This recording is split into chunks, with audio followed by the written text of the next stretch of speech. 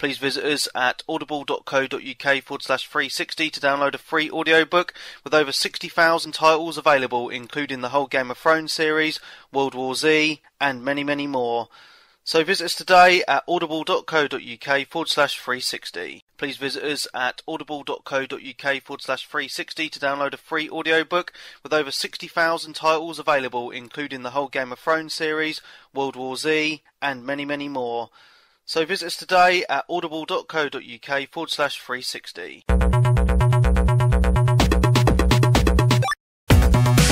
Welcome to Mojo Radio, the official podcast for MojoInteractive.net, formerly 360 Gamecast.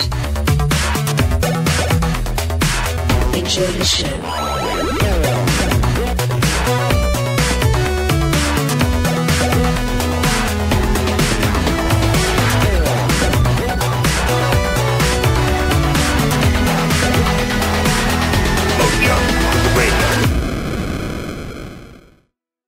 Hello and welcome to Mojo Radio, episode 262 for Tuesday the 7th of May 2013.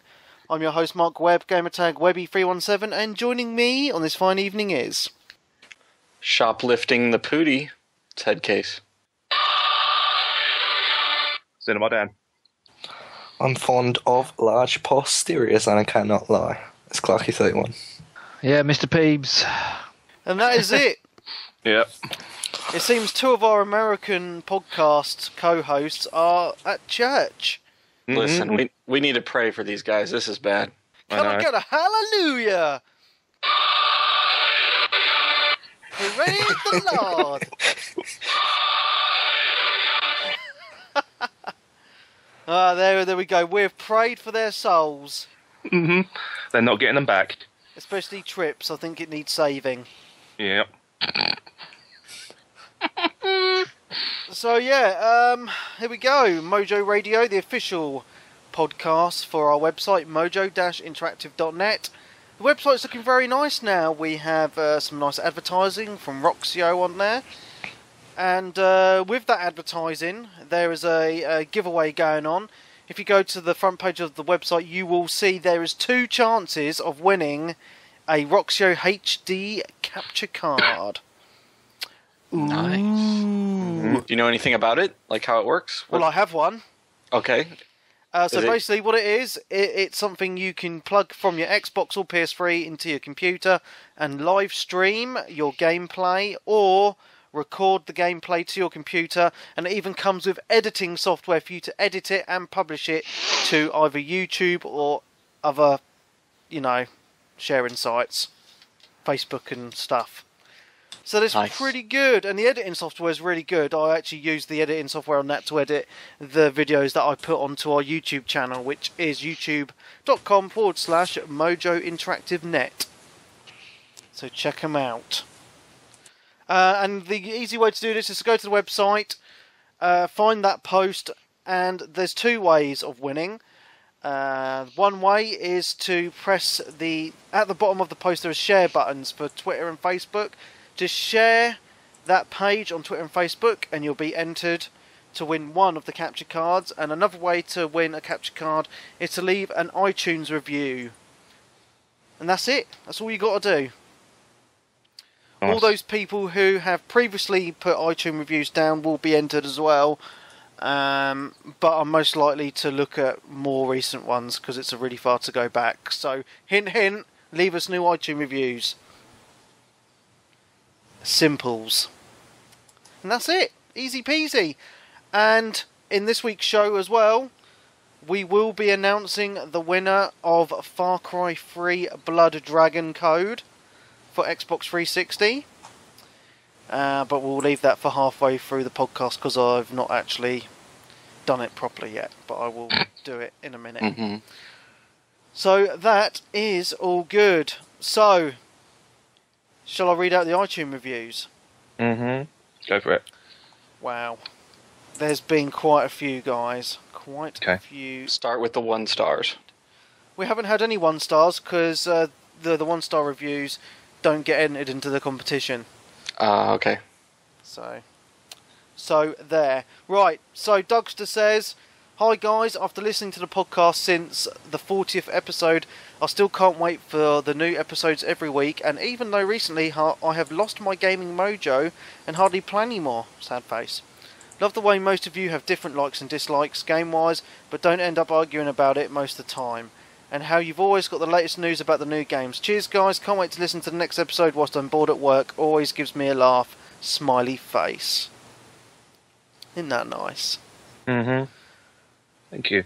Steffi Business says, Frostbite free, Frostbite free, Frostbite free. This review powered by Frostbite free.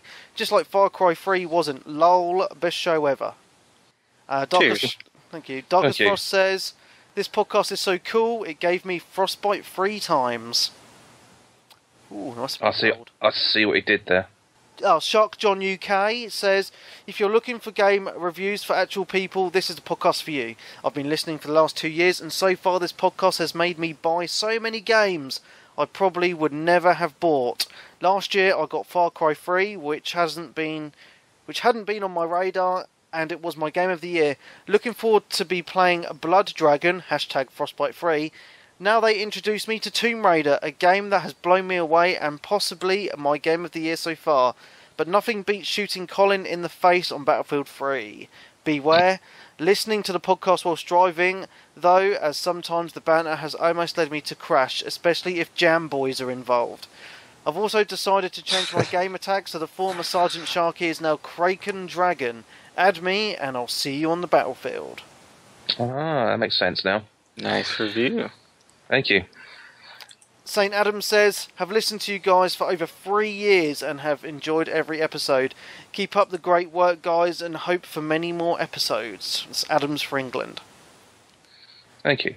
Shelfside Stu says, they say a change is as good as a rest. Well, I'm just pleased that these guys have just changed the name rather than having a rest, because I don't know what I would do without my weekly dose of the artist formerly known as 360 Gamercast, but now known as Mojo Radio. These fellas provide honest reviews, astonishing opinions, humorous anecdotes, and all you could ever need to suit your gaming needs. You may not always agree with them, but you will never fail to be entertained by them. Listen now or regret it forever. P.S. #Frostbite3. Gamertag StuBed. Thank you. Very nice. Marky Bubble says, love this podcast, loads of info on games, podcast by gamers for gamers. Simply amazing. Gamertag Monkey Yido and forgot #Frostbite3, smiley face. And Rotten Ice says, one of my oldest podcasts and still downloading weekly. Get it now. Nice refresh to the format, Rotten Ice. Cheers, dude. Yeah, all very nice. And we've had one from America as well. Two from America, sorry. Almost Greatness says, I've been listening to 360 Gamercast for several episodes and love the first episode of Mojo Radio. I'm relatively new to the community and have grown to rely on Webby and the others for reviews. Thanks guys, #Frostbite3. Cheers. And another one from Slimish, who's also from America, says, this podcast is the only podcast that I listen to regularly. I've been listening for about a year after my friend referred me to you, and I was hooked after just one listen. You guys make my workday bearable, despite the fact I look ridiculous as I laugh out loud to the jokes. This podcast gives awesome, honest reviews for games. Thank you for all the work you put into making this podcast every week. You guys rock, and I will continue to look forward to your podcasts. Also, Collie Wally, don't move. It's nice having a fellow Utah on the podcast, and I fear moving will only ruin your sense of good games as you delve more into Japanese stuff and anime. Keep up the good work, you are appreciated. Amarello Slim, #Frostbite3. nice. Thank you. That is all the reviews for this week, and I'm really worn out because that's the most we've had in a long time. Yeah, his username from America was Slimish, so that must mean he's around 300 pounds, like slim-ish. Yeah. That's slim. That's slim in America. Apparently so. Right, well, since we're talking about this #Frostbite3 thing, let's talk about Far Cry 3 Blood Dragon. Do we have to? Well, I'm slightly confused about this game because all I've been seeing is a lot of PR about this game. It's been getting hyped up to the extreme. Loads of really good reviews from all the big websites, and I'm getting all ramped up for it. I'm thinking, yes, I'm going to download this day one. Luckily, I only downloaded the trial day one. I got to the end of the trial, thought it was not very good. A lot of people in the community who I spoke to said I was crazy, and I thought, well, perhaps it was just the mood I was in. So I went back to the trial the next day, completed it to the end as well, and I was still very meh on it. It's one game I'm not going to purchase, and I don't know what it is. I know it's trying to be very 80s with the VHS tape stuff going on screen, and some of the sound going funny, and it has all those 80s references, which is why I thought Peebs would really enjoy the game. But for me, I was just like, that doesn't detract from it not being a very good game, in my opinion. Yes, the music's good and some of the other stuff's good, but it's just a shooter, and quite a bad one at that. The shooting mechanics just, for me, just felt really sloppy. The guns fire really slow. I was just thought, man, this is not for me. I played it for a bit at the trial. I wasn't a big fan of Far Cry 3. It's not for me. It's so far tongue-in-cheek, like with the menus, like it kind of like overstays its welcome as you're clicking through the tutorial, and it tries to be funny about it, but it wasn't funny. And then I lasted about 5 minutes before switching it off. Man, I've got to stick up for this game. Got it. Oh, look, well, I've only... Are you having your dinner, Peeps? Is it a 5 out of 10, No? Pete? After I swallow this bit of food, I've got to stick up for this game. I was just having a swig of my Rosie Lee. Yeah, I loved all the 80s vibe. I thought it was hilarious when they did like the little captions of when he's loading all his armour up, and then he sort of pulls his crotch. I thought that had me laughing out loud. It's just 80s cheese fest, which everyone knows is my era. So I just loved it. Yeah, the gameplay isn't great, but I don't know, just something about it I really like. I love the music. It's blatant Terminator rip-off. Even the sort of the opening bits all Terminator, when you see like the wasteland, and it's all like Terminator. But the only reason I've not purchased it is because I've got about 15 quid sat here, and it's between that, Blood Dragon, and, believe it or not, a 90-day subscription of PSN Plus. So I'm yet to make my mind up. Oh, Pete.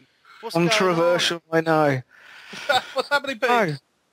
I've flicked my PS3 on quite a bit this week. I've been off work this week, and as everyone knows from last week, I sort of was playing around with the US Netflix, and so I've been watching a bit of that, and it's just made me sort of slightly fall back in love a bit with my PS3. It's been neglected, I think, and I was just sort of scrolling through all the PSN Plus offers, and I have to admit they're really, really good. And Microsoft need to take heed, especially for this new console, this new generation, because yes, it's 40 quid. And technically the games aren't free, but what you're getting for that 40 quid is really, really good. I think at the minute there was like, there's Hitman for free. The new, my game of the year last year is free on PSN. Well, I thought it wasn't free, Peeps. I thought it wasn't free. Well, I was going to say, it's good to have it saying free all the time when it's not, but you know what I mean. No, but I know what you mean. So a game you played to death 6 months ago is now free, Peeps. Bargain. Get on it. Yeah, well, what I'm saying is, obviously, but it's a bargain for someone who hasn't played it, Clarky. Okay. Also, my number 9 game of last year is free. Catherine? Yeah, Catherine. Catherine's on there. I think there's another one on there. A Lord of the Rings one. There's like dynamic themes. I mean, you don't even get decent themes free on the Xbox, do you? It's because you can't see your themes anymore. You don't even get decent films on the Xbox anymore. That's it. That's why. So yeah, I'm really impressed with it. So I've been looking at purchasing that. So I'm not 100% sure. I also hear, Peeps, that you're now interested in getting a Vita. Yes, I was. I was off this week, as I said. We're going to turn this into the PS Vita cast. And I picked one up in my hands, and the missus was with me, and it was a pre-owned one. I mean, I think they're 200 plus, depending on what games you get and whatnot. But there was a pre-owned one for 150, and you get a year's warranty with it. So I thought, 150 quid, the missus was like, "Do you want it?" And I thought, there's the flipping green light. So, but I put it back down. I said no, because if these new consoles are coming out, and if they're earlier than we think, I don't know what sort of date they're going to announce for the Xbox. If that's only if that's going to be November time, I thought I'll save the money and I'd rather buy because when the new consoles come out, no one's going to be playing these Vitas. I mean, I don't think anyone will be playing them in 2-3 weeks' time. So, come the new generation, no one will be playing them. You're slightly different, Dan, and there's a few community members who keep playing them, but they do commute a lot. I think that helps a lot. I think the likes of Webby, Headcase, Collie, I think the novelty will wear off in a month or so. Yeah, Dan, you're the exception to the rule. I think most people know that. I am the weirdo. the eccentric man of the podcast. So, yeah, slightly gone off track a bit. But yeah, Blood Dragon, I'm definitely interested. Price, is a bit steep, isn't it? So what did you think of the trial then? I enjoyed the trial, even though, by the looks of it, the trial is the beginning of the game. Because I watched a video on IGN when they played the first sort of 30 minutes of the game, and I watched that, and so the demo is the start of the game, so you've got to go through all the long-windedness of the opening credits and opening scenes and that, when really they could have just dropped you into a level and got more of a feel of the game. But yeah, I loved it. Yeah, like I say, the shooting and the actual gameplay could be better, but I just like the overall vibe of it, the 80s style. Like you said, with the VHS, the crackling, and it brings back memories, and the rip-off of the music. I think they even got the guy is it Michael Bain, who played in the original Terminator, and he was in Aliens. He's in a couple of great 80s films. Good actor, and I think he actually does the voice in it. So they actually got some actor, proper Hollywood actors to do the voicing. So yeah, I'm really, really tempted to pick it up. On your own then, Peebs. Yeah. There's a reason why we had the Passage of Time, is that so we can forget about the 80s and move on. Yeah, well, Dan and Headcase let me down on this, because I know Headcase was excited about this, and he's obviously a bit good. He doesn't like it so much. I haven't even downloaded the trial because I've seen a lot of gameplay footage and trailers and everything, and when I look at it, I can see through their skin and their themes and stuff that they put on it, and all I see is a poor man's Far Cry 3. I can see too much of Far Cry 3 through all of the 80s stuff that they added. So I would have liked them to make it even more crazy and out of this world with the 80s stuff. But I'll hold off, and maybe if there's a sale down the line or something. Where did the initial excitement come from then? Because I didn't watch any sort of the pre-release. The trailer, stuff. The first trailer. Did that not show any gameplay or anything like that at all then?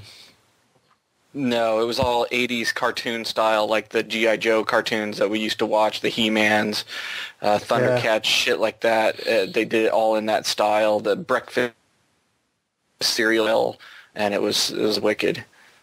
Yeah, I think that's probably what got us excited. I mean, I still enjoyed it, but, we tend to fall for the nostalgia, and because it was like an 80s trailer, we sort of like brings back childhood memories and whatnot, and I think that's what that grabbed us initially. But obviously for Dan and for Headcase, they didn't feel it, or not feeling it. But hey ho, yeah. And why call it Far Cry 3 Blood Dragon? Why not just call it Far Cry Blood Dragon? Why have they got to put the 3 on there? Because it's not really connected in any way, is it? It's just the branding. It's keeping people interested. Far Cry 2 was donkey dick, so, Yeah, agreed. I suppose it's basically to say that this is as good as Far Cry 3, which you liked. That's why they've got it there. Yeah. Cool, so that's Blood Dragon. I'm just going to quickly reel off what I've played this week, because I haven't played very much, because I've been so busy. I know, since you're unemployed, you're on the Xbox less than when you were working. I'll tell you what, Pete. I've been off all week and not gamed with you once all week. It's actually more work looking for a job than it is actually working, I'm telling you now. Yeah, I can imagine. Oh, it's awful. Going to all these job centre interviews and being looked at like dirt. It's great. Anyway, the main game I played this week was Deadly Premonition on the Xbox 360. The review for this game I've put back on the website because the new Director's Cut version's on the PS3. And I think I've put about 3 or 4 hours into it this week. And I'm really getting back into it. I'm not going to delve into it too much because I think you guys should read the review or watch some trailers and that. But if you're a fan of Twin Peaks, you need to check this game out. It is really, really good. And if you're a movie buff, like our own Cinema Dan, then you should definitely check this out. The main character is an FBI agent. He reminds me of Mulder a little bit from the X-Files. I've been watching a shitload of X-Files this week. But he's a bit strange and he talks to himself. He's got an imaginary friend called Zach. And you, as the player, are Zach. So he's actually talking to you. So it's quite interesting the way they've done it.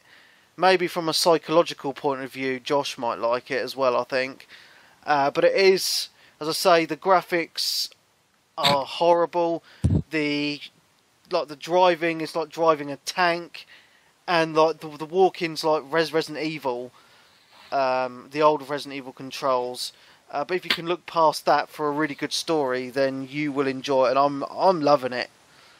It's just an open world, like backwards town in America, like a little hick town, and it's just really, really good. It's like it's a murder mystery, and it's just fun. And it's one of them games. It's one of them cult games that isn't very popular, hasn't sold very much, but those people that have picked it up are loving it. So it's going to have one of them cult classic statuses this generation, I think. It like Alan Wake in any way? Not really. Nah. Alan Wake had gameplay. Yeah, this doesn't. Because last week when you mentioned it, it did perk my interest for it. But then I watched a couple of videos on YouTube, and that did put me off, I must admit, because like you said, the graphics looked bad, the driving looked donkey dick, so I might stay clear of it, I don't know. Is it a difficult game, or can you just enjoy it for the story? You can. I made the mistake when I first picked it up a couple of years ago. I put it on normal, and this game is hard as nails in the fighting at some points, and I got to this one point where I was dying all the time, and I just stopped playing the game. I've started it again and put it on to easy, and that's the best way to enjoy this game, because the game is for the story. So put it on easy. You'll still have a challenge at certain areas, but it's a fun game because it is just for the story. You know how some people celebrate like Resident Evil 2 as being perhaps the pinnacle of the Resident Evil series? If this came out at the same time Resident Evil 2, it would be up there as a smash. People would have loved it. It plays like Resident Evil 2. And if you can look past that, and if you just treat it like some kind of like kitsch retro game, there's nothing wrong with it. It has to have some of the most bizarrest conversations in the world ever, and the music's fucking insane. It's brilliant. So it's whistling music that's crops out of nowhere all of a sudden as you're looking at a dead body on a mortuary slab. But but for a game with such crap graphics, it's really weird. Like it has some really intricate things, like you're driving your cop car and you can turn your windscreen wipers on and off. You can indicate left or right. It has dynamic weather effects. You get storms, rain, sunshine, nighttime. Dynamic. And you're like, yeah, but it's right. And you have you have to make sure you eat food, or you'll go really hungry. You got to shave, change your clothes, sleep. Has all that stuff in it. If you don't wash, he ends up with a load of flies around him. It's just, and I mean, I spent most of the time just driving around, listening to this bizarre monotone conversation he was having with himself about his favourite Japanese horror movies. It was just bizarre. It's really cool, man. Because most important question of all. Yeah. Because I actually bought this game, I don't know, a year ago, 2 years ago, and the disc was unreadable. It was a brand new copy, and I took it back, and I just got my money back. But is it on the Vita? Could we get it on a Vita? No, you can't. No. Damn it. Sad face.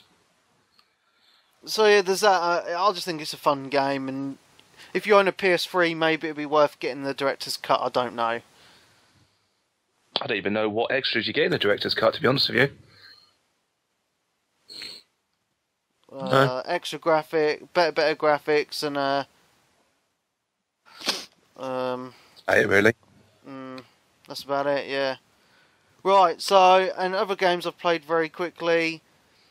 Persona 4 Golden. I've only put about 20 minutes into that this week, just because I've been busy.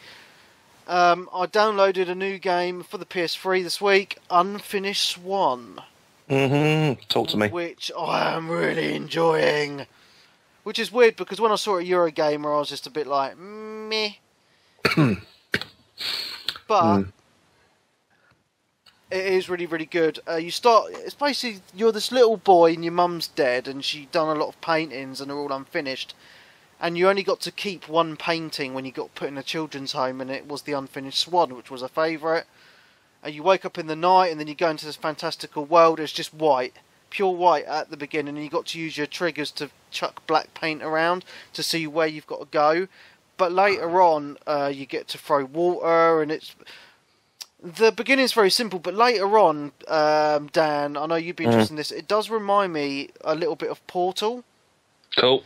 Just with some of how some of the puzzles are, it's really, really good. I've only played it for about an hour, but what I've played so far, it's just stunned me. The story's really good, and the puzzles are really, really intricate. And the graphics, the way they've done the art style, it's just really, really nice. Because just like simple colours, black and white and grey, and maybe some greens and blues here and there, but it's mostly just simple colours. It has a really nice aesthetic. It's just a nice game. I'm really enjoying it, and that's something that I think the Xbox 360 is missing, is games like this, because the PlayStation, I've noticed, is just you got games like Flower on there, and what was the other one that we played when you're in the desert? What's that called? I forget. It's called, yeah, you put me on the spot there. I can't. And you meet people on, yeah, but they're just really nice games, aren't they? Journey, that's it, Journey. You know, just nice games like that. You're chilled out. You're not going around shooting the crap out of everybody. It's just nice and relaxing, and you don't really see that on any other consoles. So it's just nice to have that option of playing games like that. And I have to say, as a PS Plus member, this game's under a fiver. It's like £4.70 or something like that. It's well worth it. Well, Pick it up. Yeah, defo. I'm all over Unfinished Swan later this evening, I think. So. Yeah. So yeah, awesome. What else have I played? Oh, and the last game I played, I picked up a new game for the Vita as well, Dan. It's a cross-buy game, Sound Shapes. Ooh. Really, really digging it. Cool. That was like £4. And what it is, it's like a side-scrolling game, but it's like a music game. So throughout it's a puzzle side-scrolling platformer, and you're this little ball, and you can stick to things, jump, and move fast, etc. And you have to collect these little orbs.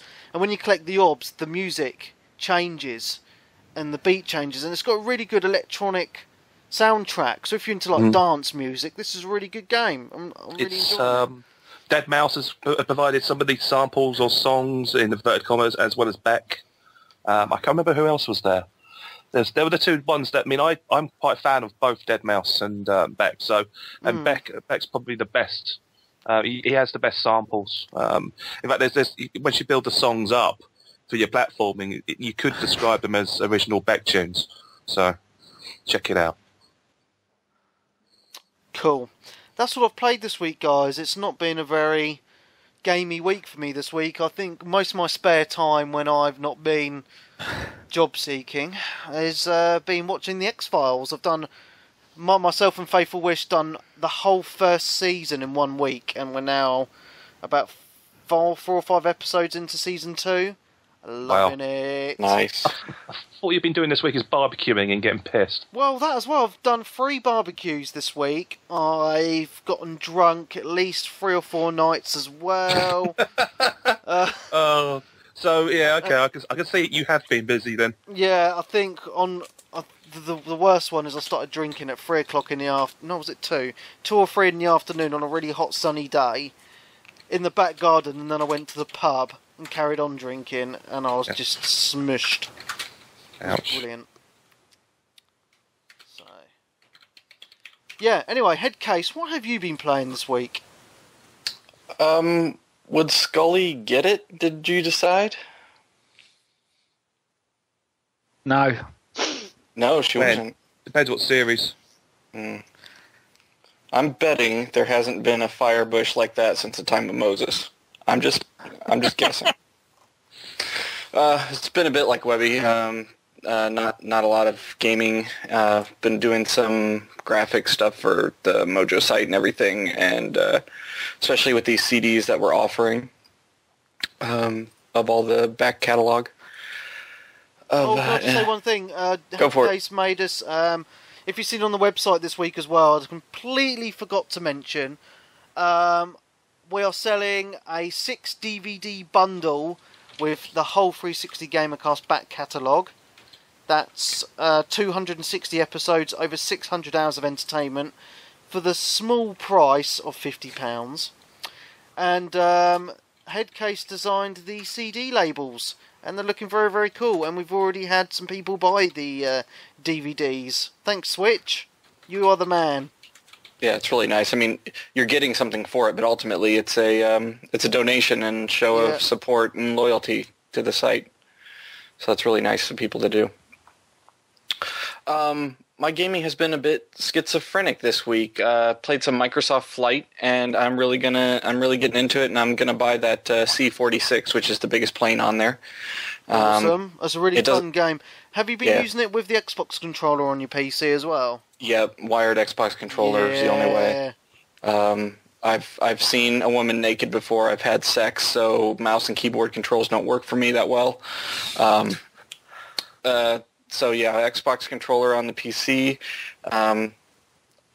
That game really would be awesome if it had some sort of navigational waypoint stuff, but they expect you to like go on Google Maps and find your way around. Obviously, you can skip to the objectives for the campaign, but would really like a little bit more of the game to add some navigational stuff in there for people that aren't so deep into it that they're going to go overlay maps over their computer and everything to find the next place to go, but mostly just dicking around on there and having fun.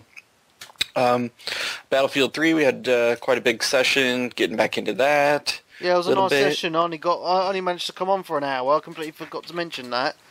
Yeah. Because I had to go to the pub and get pissed. Priorities, yeah. Yeah, too right. I saw you moaning about not being able to smoke in the pub. Even though I don't smoke, but I just... You just wanted to, smell it? I think that's a good thing. I was just reminiscing on old times as I was sitting there. You know, thinking back.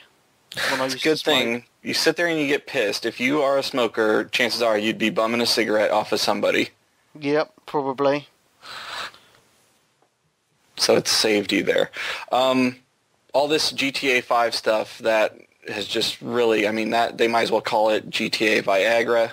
I'm so excited for it. They had to get back into GTA 4 because I've not finished Lost in the Damned. I've finished everything else. Damn, that's the best one as well, I think. No, Gay Tony. I mean, I really enjoyed Gay Tony, but Lost in the Damned, I love that, you know, the story of the biker dudes and you're cruising around. Oh, man, it was so good. Really enjoying it, but man, that game, it's been, gosh, last time I was in it was probably with Clarky, and we were probably dicking around on Gay Tony free play, doing all the stuff that we did. So it's been, what, a year maybe or something, and the game hasn't held up well at all.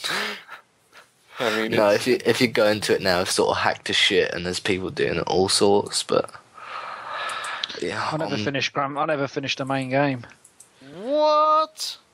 I finished the 2 DLCs. I enjoyed the 2 DLCs, but I got about halfway through the main game, and I said on this podcast at the time, I just didn't like the checkpoint system. When you died, you had to go all the way back to wherever you. But you could just hail a taxi and jump in it. Yeah, but it was a pain in the arse fucking hailing a taxi if a taxi weren't coming right at that point, and it was long-winded to get back. No, because they changed it for the DLC. The DLC was a lot different, so that just proved that they knew that they'd fucked up there. Yeah, you're right. The DLC, if you die, it pops up with that play mission again thing, doesn't it? Yeah, it is. I mean, there's real weird glitches in that game where you're trying to do the right thing, you hail a taxi instead of stealing a car, and it's hold Y to get back in the taxi. Well, the Y button's also to steal the car, too. So half the time you're trying to just get in the back, and you end up pulling him out and killing him and taking his car. You're like, no, I just wanted you to take me there. That's the fun of GTA. Like, you're just like, oh, fuck it, I'll just drive this car then. Have piss about and then go do the mission. Yeah, it's... I do want to finish it. It's been fun just getting back in that world and messing around in the city and doing a couple of these missions. And do you want to talk about these new trailers that have just come out, Josh? Go for it.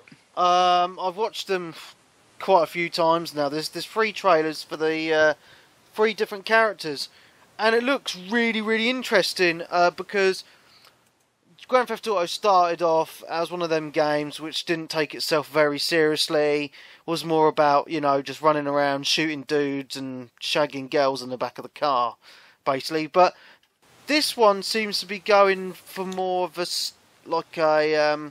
gangster movie feel. You've got 3 main characters, Michael, Franklin and Trevor, and they're all very interesting, and they all their stories intertwine within the game from what we're being led to believe. Michael, you said, Josh, is in the witness protection program. He's got a wife and, by the looks of it, a daughter, and he's really, really bored of life, even though he's really rich. And he's cruising around in his Mercedes or whatever, and then he starts robbing banks. Franklin is from the hood, and he's one of the gangsters, and you see some stuff from his line of work, of robbing banks and stuff, in the trailer.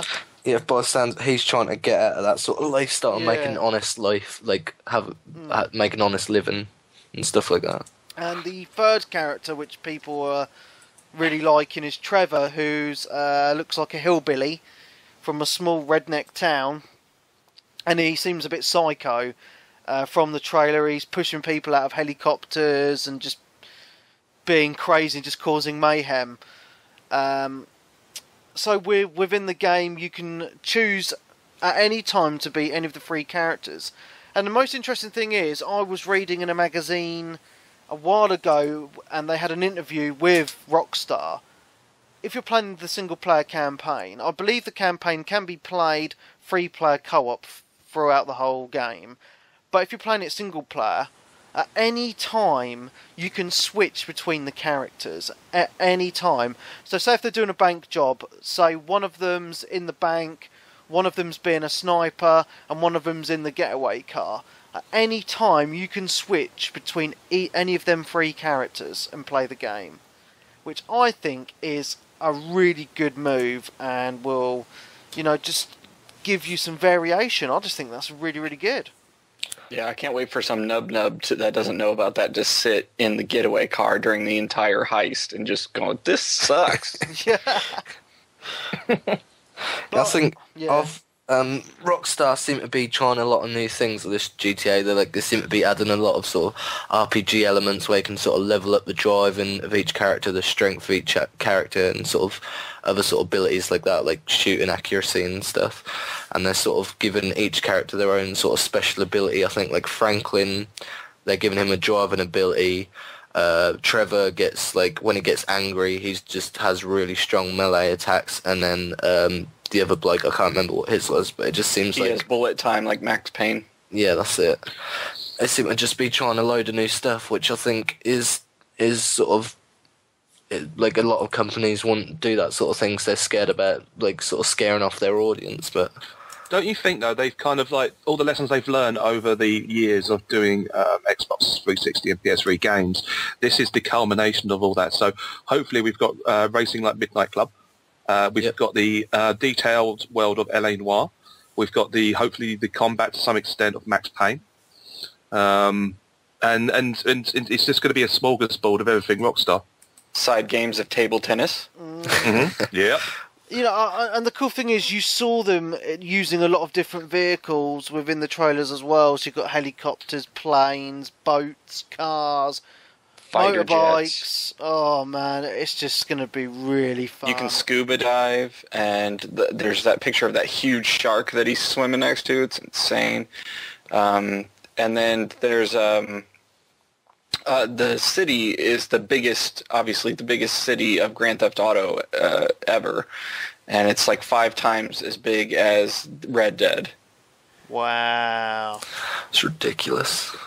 But they're paying attention. I mean, Rockstar does characters very well, and instead of doing one character, they've sort of done 3 and broken out the personality traits, Freudian style of one person, and put them in 3 different ones, so that you would have 3 different experiences. Where Michael is the superego character who represents part of the morality in GTA, and who's the hillbilly dude? Trevor, he is the id, which is basically no morality whatsoever, just basically a scoundrel. And then you have the guy in the middle, Franklin, who is the ego part, who sort of takes a way to manage both of those to get the job done. And I think that's really smart, breaking it out so that you have 3 extreme story bits rather than one character trying to interplay with all of those at once that sort of waters each one of them down. So it should be interesting.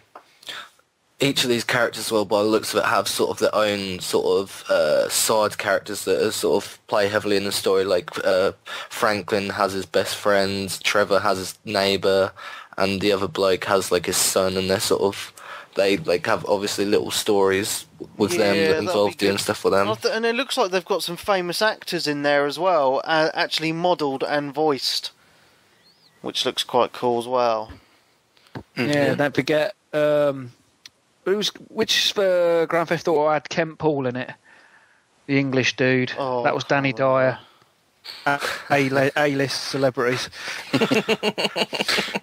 It looks like this one's you're going to be recruiting NPCs. You make your own crew basically for each complicated mission, and they can die, and you won't have those assets later in the game. You do every aspect of planning and scouting, going to look at locations ahead of time. Basically what they wanted to do is get rid of the trial and error. So like in GTA, you would go to a mission and be like, damn, there's tons of cops out front, I'm never going out that way again, and you die. You take a taxi, do it over, and go out the back next time. This time, you will be able to go to the sites, scan it, watch how it works, go through everything, get the right people, maybe a good helicopter pilot to get you guys out, or good gunmen to go in with you, whatever it is. So you have this every aspect of planning they're adding into this, very strategic-like. And to me, I see the movie Drive in this, I see the movie Heat, and I see Kane and Lynch games in this. Mm-hmm. Boys in the Hood, I see. Maybe an element of Falling Down, I guess, as well. Interesting, yeah. Wait and see. It's the whole kind of like American Dream gone wrong. See an element of that as well. Cool. Awesome. What else you played, Josh? A little bit of Minecraft, just doing creative mode stuff, just to chill out, and some Persona 4 Golden. I'm about to save the first girl. Have you, Dan, you'd skipped through this game. Like, how far, this is your first time through it. What do you think of it? At first I thought, what the hell? This is just crazy, which I'm used to Japanese animation, but it kind of like, it's a weird JRPG in the sense that I'm used to playing JRPGs in the past, like Final Fantasies, like A Fantastical Land. This is like Grange Hill, which you're probably not familiar with. It's like a schoolyard. It used to be a schoolyard TV show back in the 1980s where the kids get together and go on adventures, or the Red Hand Gang almost. But it's just bizarre. And it takes about 2-3 hours to proper got my interest. It was a lot of talking, getting to know the characters, a lot of really cheesy dialogue, but something weird clicked with it in the sense that it's definitely a narrative there, but it's interesting to see how much it deviates from people's game to game. Obviously, you have decisions to make, and depending on how you interact with people, depends what opportunities and possibilities open up. So I think, obviously, when we do come out to doing the spoilerific blowout, it'd be interesting to see how much we've done the same as opposed to different. That makes sense. What social links are you trying to really boot? Like, are you in? I'm in band and soccer. I'm in club. soccer club and drama club. I just been tapping up a girl whose dad's on death's door, and that was a bit awkward. Oh, the girl from drama club. Yeah. Yeah, man. Yeah, man. Yeah, your dad's dying. Hey, one kiss. Yeah, well, because at that hospital, I started working at that hospital in Persona, and there's this kinky nurse who keeps on chatting me up, saying, I really like young schoolboys, and all this sort of stuff. I'm like, what? That's really weird. this game keeps trying to put me together with Chaya, and I'm like going that way, and then all of a sudden it pulls back to go for the other one. I don't know what this game's trying to get me to do. Have you rescued the first girl yet? Yes, I've got a crew of 4 that goes into the castle and kicks ass now. Okay. So as I said, at the moment I'm experimenting, mixing the different personas, and I think I'm about level 14 or 15 at the moment. So I put about 9-10 hours into it. But it's one of those games I could easily just play for half an hour before I go to bed. Just chill out. Yep. That's what I do. Drive every a night. scooter around. You got a scooter? I ain't got a scooter. Yeah, I don't have a scooter yet. Oh, sorry, spoilers. That's all right. I do have a good job though. I'm a translator, much better than an envelope maker. Oh, I'm an envelope maker and a crane maker as well. How do you guys have time? Like, do you only get after? I know people don't want us to bum this game too much and they get bored of it, but how do you only get one after-school activity that you can do, right? Yeah. Either your job. No, am I wrong? Yeah, you're right. Do your job or or a club. My job at the hospital is a nighttime job. Okay, so you sneak out of the house at night and work at the hospital. And do we need to call Child Protective Services because his fucking dad leaves that kid alone every goddamn night? Well, you've got the babysitter there of the TV. All she does is watch his quiz shows. So. Well, I normally turn the quiz show off and check the weather. Stand in front of the telly. You can check the weather in your own room too, you know. No, take the TV away from the kid. Yeah. Sounds exciting, man. This game. No, I spend a lot of my time building relationships. Mm-hmm, what do you need to check the weather for? We could go into that's a whole other. But the weather has to do with the killings. Okay. Yeah. Exactly. Is this game like fully like translated and voiced in English, or is it all like tech? Yeah. Oh, it is. Yeah, it's all English. It's all voiced, and it's very bizarre to say that. All right. Well, we've indulged a little bit because actually I can think of 5 community members who have picked up Vitas and this game this week, so we're doing damage. It's spreading like a virus. Yeah, and Peeps held a Vita and nearly bought one. Perhaps this week he will actually buy one. And next week we have Persona 4 Arena next week, don't we? So we can talk about these characters. Oh, yes, it's going to be amazing! Yeah! Me and Dan are going to be playing online all week.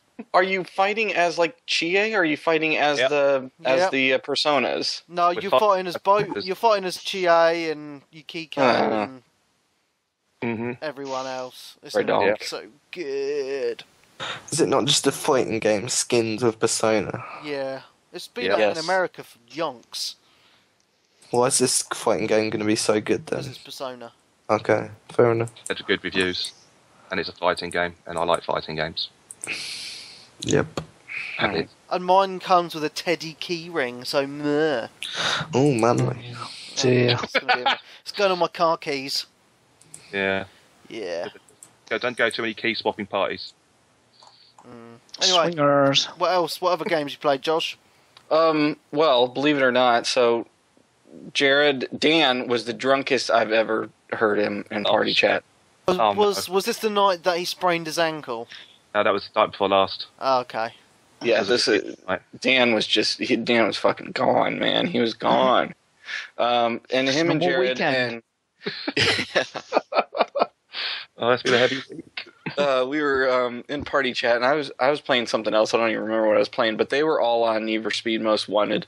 So I was like, all right, fine, fuck it. I've still got this game. I've never played the online, so I'll stick it in. Of course, I had a 2 gig update just for compatibility reasons, right? So I'm sitting there just doing the 2 gig update. By the time I get done, they're off of it anyway. Yeah. But so Jared is just battering these guys, just talking shit to these guys, and then finally he's like, "That's it. You guys are the worst Need for Speed players in the world. I'm going to pick the shittiest car. You guys pick the best cars." And he whipped their ass in some just piece of shit entry-level car, when these guys had all the... Ford Focus, I think he said it was. Yeah, so... He beat him by 20 metres, and I was all over the place. I was smashing that shit out of that car. Anyway, I got no defence, so I was drunk. Sorry. Don't drink and drive, Dan. Exactly. We can get hat. But it led me to put the game back in. Because they were giving me tips saying, don't even, obviously the single player is just for the chivos.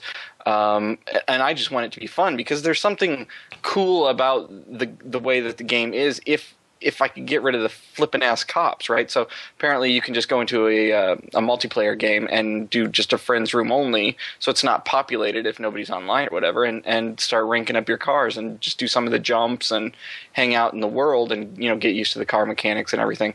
So that's a little bit redeeming. I still don't get it. I mean, I'm not willing to say the game's shit. I'll say I don't get it. I don't understand why it's so fun, but again, I haven't played with everybody in an online race, and I can see how that obviously that is fun anytime you have your the online is fun when you're cruising around together and you're doing some of the objectives, just how it was in Burnout, but it's missing something from Burnout, I think. Yeah, and I think I was driving around that city going, man, we should all get on a Burnout session, rather than going, this is awesome.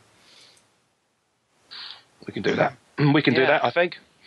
And weren't it news last week? I don't know whether we mentioned or not, but Criterion have stepped away from making. They're going to make a racing game next. Yeah, the next game's going to be something completely different. Yeah, I'm guessing a first-person shooter.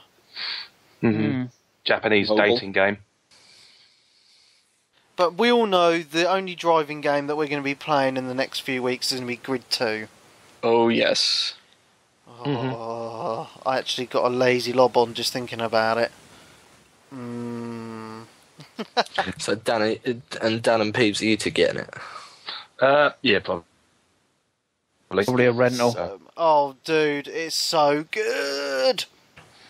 I was impressed when I played the Eurogamer last year. Yeah, I played it at the Gadget Show a few weeks ago, and I played an F1 race, and I played a drifting race and a smashing up kind of race, and all of it was fun. Very hard, but fun. Cool. I can't wait. It's going to be amazing. I'll have to play that game sober then, I think. We all know that Codemasters rock.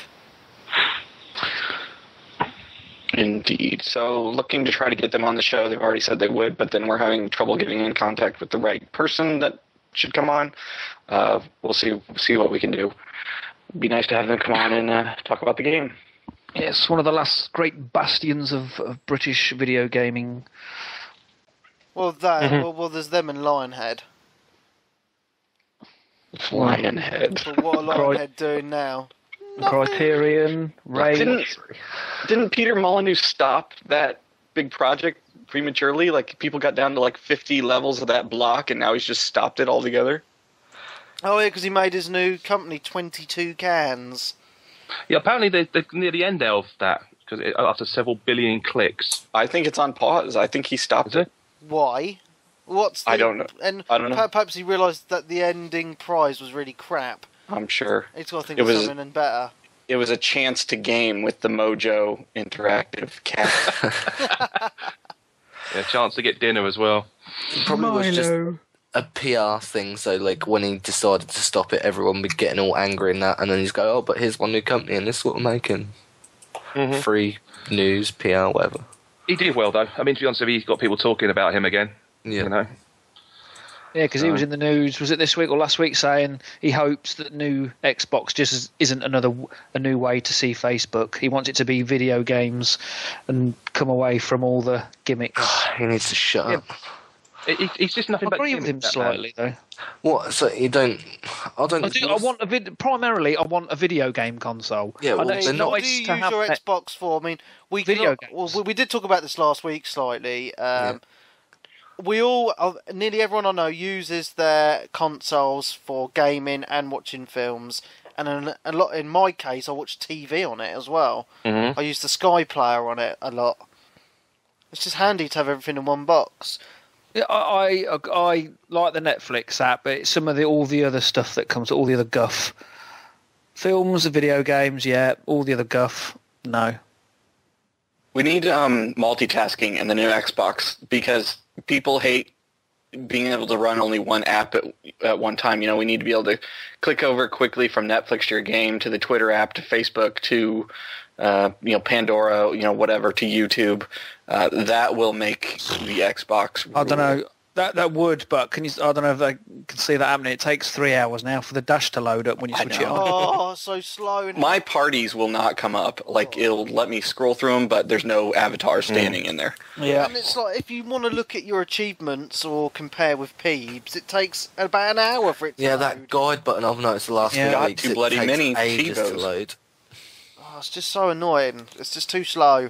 He's got slow and slow, and there's no end of people on Twitter moaning about that. They've got to sort that out.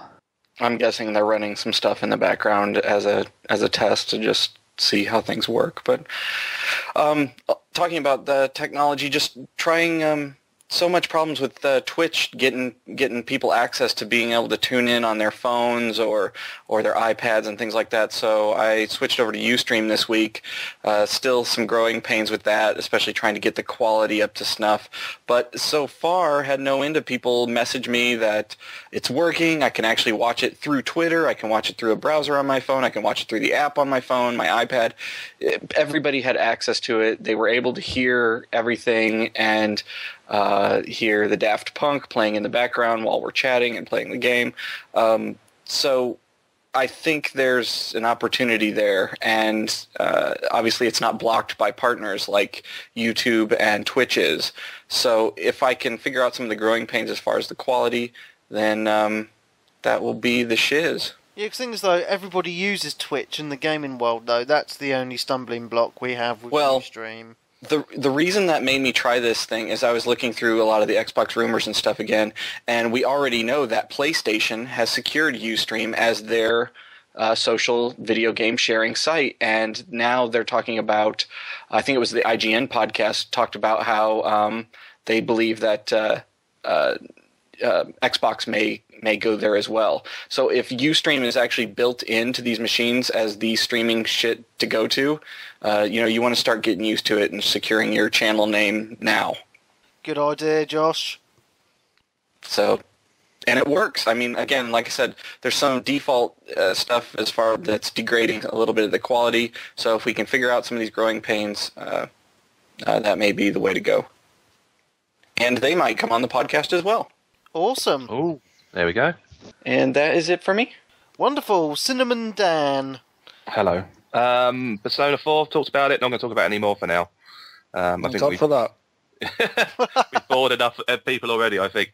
Other stuff on the Vita, Soul Sacrifice demo. What did you think? It's a game I could probably get into, but I have too many time sync games on my hands at the moment. It was interesting. I've been there, played the demo. The demo, as you play and you rank up, can actually carry over to the main game, which is a nice little touch. It's a hack and slash kind of mission type world. Well, the whole premise is that you are a captive on some kind of hell-like battlefield, and you're in a cage. And the intro is you basically see this dude. He picks up this book like the Necronomicon from Evil Dead, and it's a talking book, and inside it has the history of this demon evil dude, and how he was a good guy and how he got corrupted and how it contains the power in order to beat him.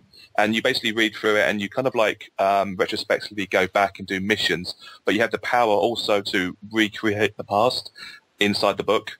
So it's a kind of a really, really cool mechanic there. And then you play it for a bit, you go around, you hack and slash some people, or some demons, and you have the power to sap life force out of them for health, or strength out of them for strength, once you've defeated them. And you run around a bit more and you level up, and it's kind of cool. I mean, I know some people in the community have put about 8, 9, 10 hours into this demo already. The problem is that I've got Persona 4 at the moment, and I've got a ton of other time sync games. So it might be something I might be picking up further down the line. It was good though. I quite liked it, so that was all right. Thomas was alone. We didn't talk about it. We didn't talk about it last week. Did you play it? I played a little bit of it on the Vita. I do have it on Steam as well. I've actually got further on it on Steam than I have on the Vita. I think this game is brilliant. I finished it in less than a day. It's 100 levels. It's a piece of piss. But it's good because it has that little story, doesn't it? Oh yeah. This game, if you were to play this game without the narration or any of the sound effects or the music, it would be shit. So I'm not mincing my words here. You need to play it with a pair of headphones on. If you're like me, sometimes you sit on the sofa in a room full of people and you're playing your Vita, don't turn the sound down. Just put an earphone in and enjoy it that way. Because the story and the way it basically emotes you to these two-dimensional objects. I mean, the guy who narrates is Danny Wallace, who he does XFM. He's a novelist.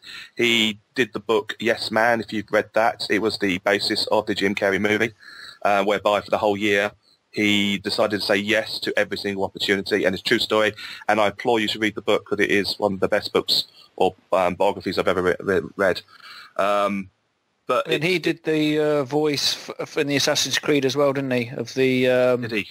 One of the helpers. I can't remember what his name was now. I didn't know that because I haven't played Assassin's Creed, so that's cool. Yeah. So it's on PlayStation Plus at the moment. It's no, and when it finally probably does, go back up in price, it is it'd probably only be a few quid. But check it out. I mean, there's some DLC on the PSN store at the moment for £2, which I haven't got yet, which I'll probably get during the week with another 20 extra levels. But it's just a very clever little platform game. It doesn't really represent the challenge, but it's a nice experience. After listening to you guys last week, I picked up Castlevania Symphony of the Night on the Vita. Awesome. It's good. It's good. I haven't really played much of it, but it's quite weird. These things just happen because I picked it up on the Vita for about $7.99. I was literally lying on the sofa, and then about 20 minutes later, Switch tweets that it's 320 Microsoft points on Xbox. No way. I'm like, shit. But I think it's a better fit on the Vita, to be honest with you. I don't know, I really enjoyed it on the Xbox, but that was about 5 years ago. Yeah, it's a good fit on the Vita. It works well, but we'll see. Okay, moving on to another handheld. Luigi's Mansion 2. I picked it up. It's me, Luigi. And there's something to be said about Nintendo. You can fashionable. They went with their shit technology and infrastructure and really pissed poor marketing plans. Have you seen that the price has dropped in Asda and Amazon? Yeah, for the Wii U? 150 quid. I almost was tempted, but we'll see. But for some reason, some of their first-party software is phenomenal. This game is just a moat. It's just character, and it's a complete joy to play. Loving it. It's just really fun. You just go in, you do a little mission. If you remember the original game, you've got a little vacuum cleaner on the back of on your back, and you kind of like use your torch to disturb ghosts, and they throw things at you, and then you shock them, and then you suck them in like Ghostbusters. And cool. Luigi, it's me. It's just a really clever, nice game, and nice little distraction. It's quite good because it actually uses the motion sensor inside the 3DS, so you can look through little cubby holes to see what's in the next room, and if you're moving your 3DS around, you can tilt Luigi's head to see where he's looking. Really nice little game. And then I put a fuck ton of time into Monster Hunter 3, which I got a Circle Pad Pro for. I did a short video. It's on the website at the moment. Very good video, Dan, I must say. Thank you very much. It is the ugliest piece of kit I've ever had the fortune to buy. It is terrible. It turns your 3DS into the size of a Sega Game Gear. It's just ridiculous. But that's fine. It's not bad. I don't think. I mean, everybody says that. I think it's fine. It is fine because you get used to it, and it only works for certain games. But I was playing Luigi's Mansion with the Circle Pad Pro on, even though the second thumbstick wasn't doing anything. I pretty much had it on because my giant hands. It was a better fit. It was really weird, and it's easy to get stung by this piece of kit because I've seen it for about £40-50 in some websites. Pay no more than 15 quid. Amazon, just do it. Wow. It's one of those hard pieces of kit to get hold of. $28 on Amazon right now. Ouch, that's expensive. Yeah, there's two versions as well. I have seen the XL 3DS XL version doing the rounds, and obviously I have the miniature small one. So that's what the ladies say. Woo! Yeah. So giant hands mean nothing. It's got a nice grip to it, so yeah, it's got a bit of weight as well, so that's not too bad. Yeah, if you've got a 3DS. Well, it works with Resident Evil Revelations, Kid Icarus, which I haven't tried yet, and obviously Monster Hunter, which is the game to play at the moment. And I'm having some fun with that. It's a game I probably would never complete, but at the moment I'm trying to take down a prehistoric bear who's obsessed with honey, and I've got to trap him rather than killing him, and I keep on killing him. So that's a bit of a nub thing to do. Moving on, Gears of War Judgment. That there is my party chat game now. If you see me in party chat, I'm playing Gears. I'm running around like a lunatic on free for all on the VIP maps, boosting my character. They had some new maps come out about a week ago, didn't they? Blood Drive is back in. They've done a nice little job on that. They've opened up a couple of new areas. So this is I think it goes back to the Gears of War 2 days, and they brought it out again for Gears of War 3. And this time there's a couple of rooms they've actually opened up, and they've put a nice cleaner skin on it to make the area look like it's a lot younger, because obviously this is a prequel. And there's a couple other maps as well, which is give and take. But the Chivos, geez, they are hard work. Like you've got to, I think on Overdrive, you've got to kill 100 cog with each locust, which is easier said than done. I suppose if you have a private, I think you've got to do it in a public or ranked match rather than a private server. So there's no boosting, I'm afraid. So I'm loving Gears. And then rounding all off, I can't really say much about this, but I did get Dragon's Dogma Dark Arisen.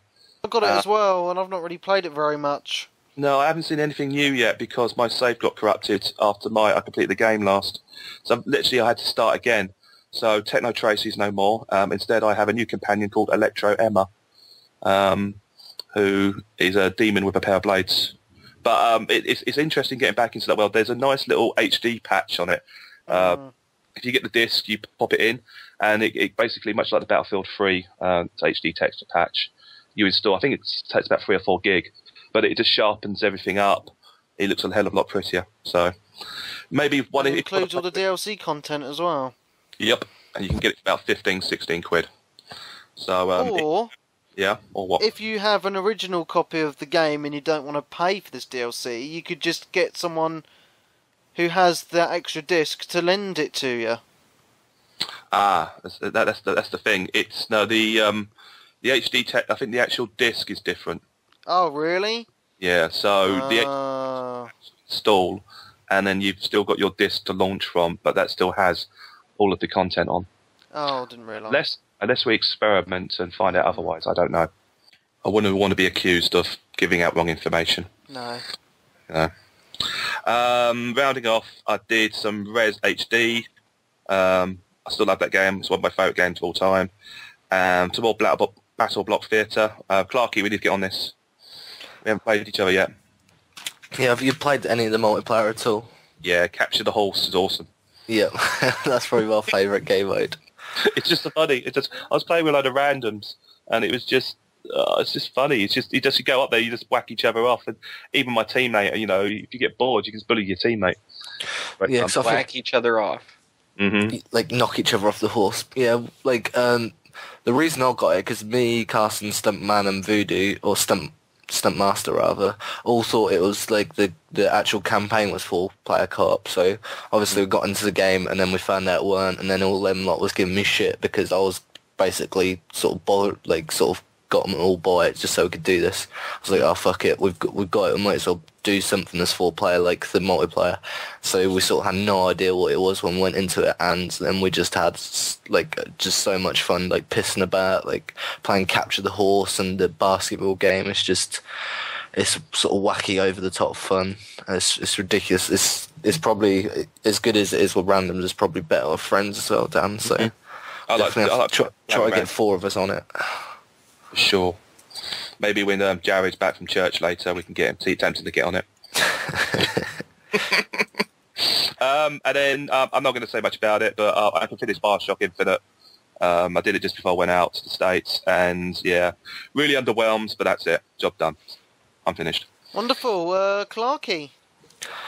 I had a similar experience as Headcase, like, we're trying to get on Need for Speed, like, I think Jared was going to set up, like, a Need for Speed game night Friday, so I went in the multiplayer and leveled up one of my cars a bit, and then it didn't end up happening, so that was that.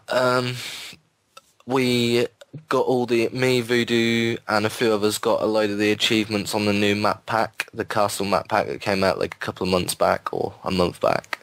We managed to get all the achievements on that Friday night. For Halo. Yeah, for Halo. That is. So I've still yet to go through and do like solo legendary and that to get my 100%, but I'll plan on doing it sometime soonish because I'd like to have the 100% on this one as well. And then played a bit more Battle Block Theatre. We've been doing like the co-op with Voodoo.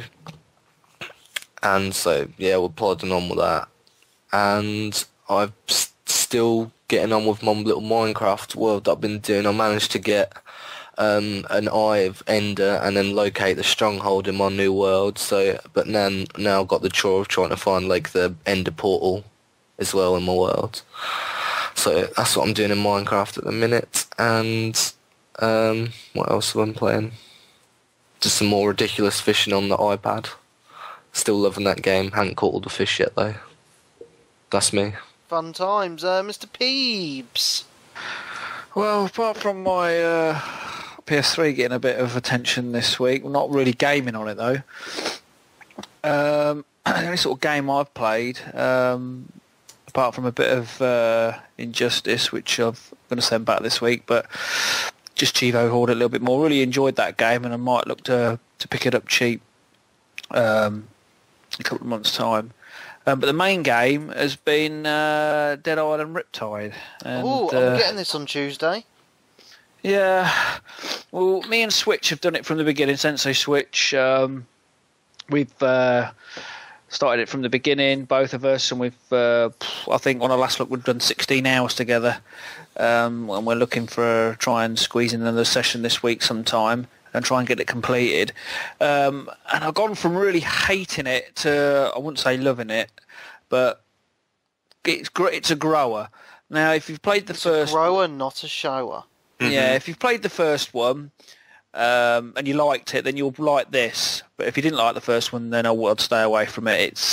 It's not the same story, because there was a bit of confusion, because when it was announced and when it, like the other week when I mentioned it to Trip and he did say it was the same game, I think he meant the same game as in everything's the same apart from the story.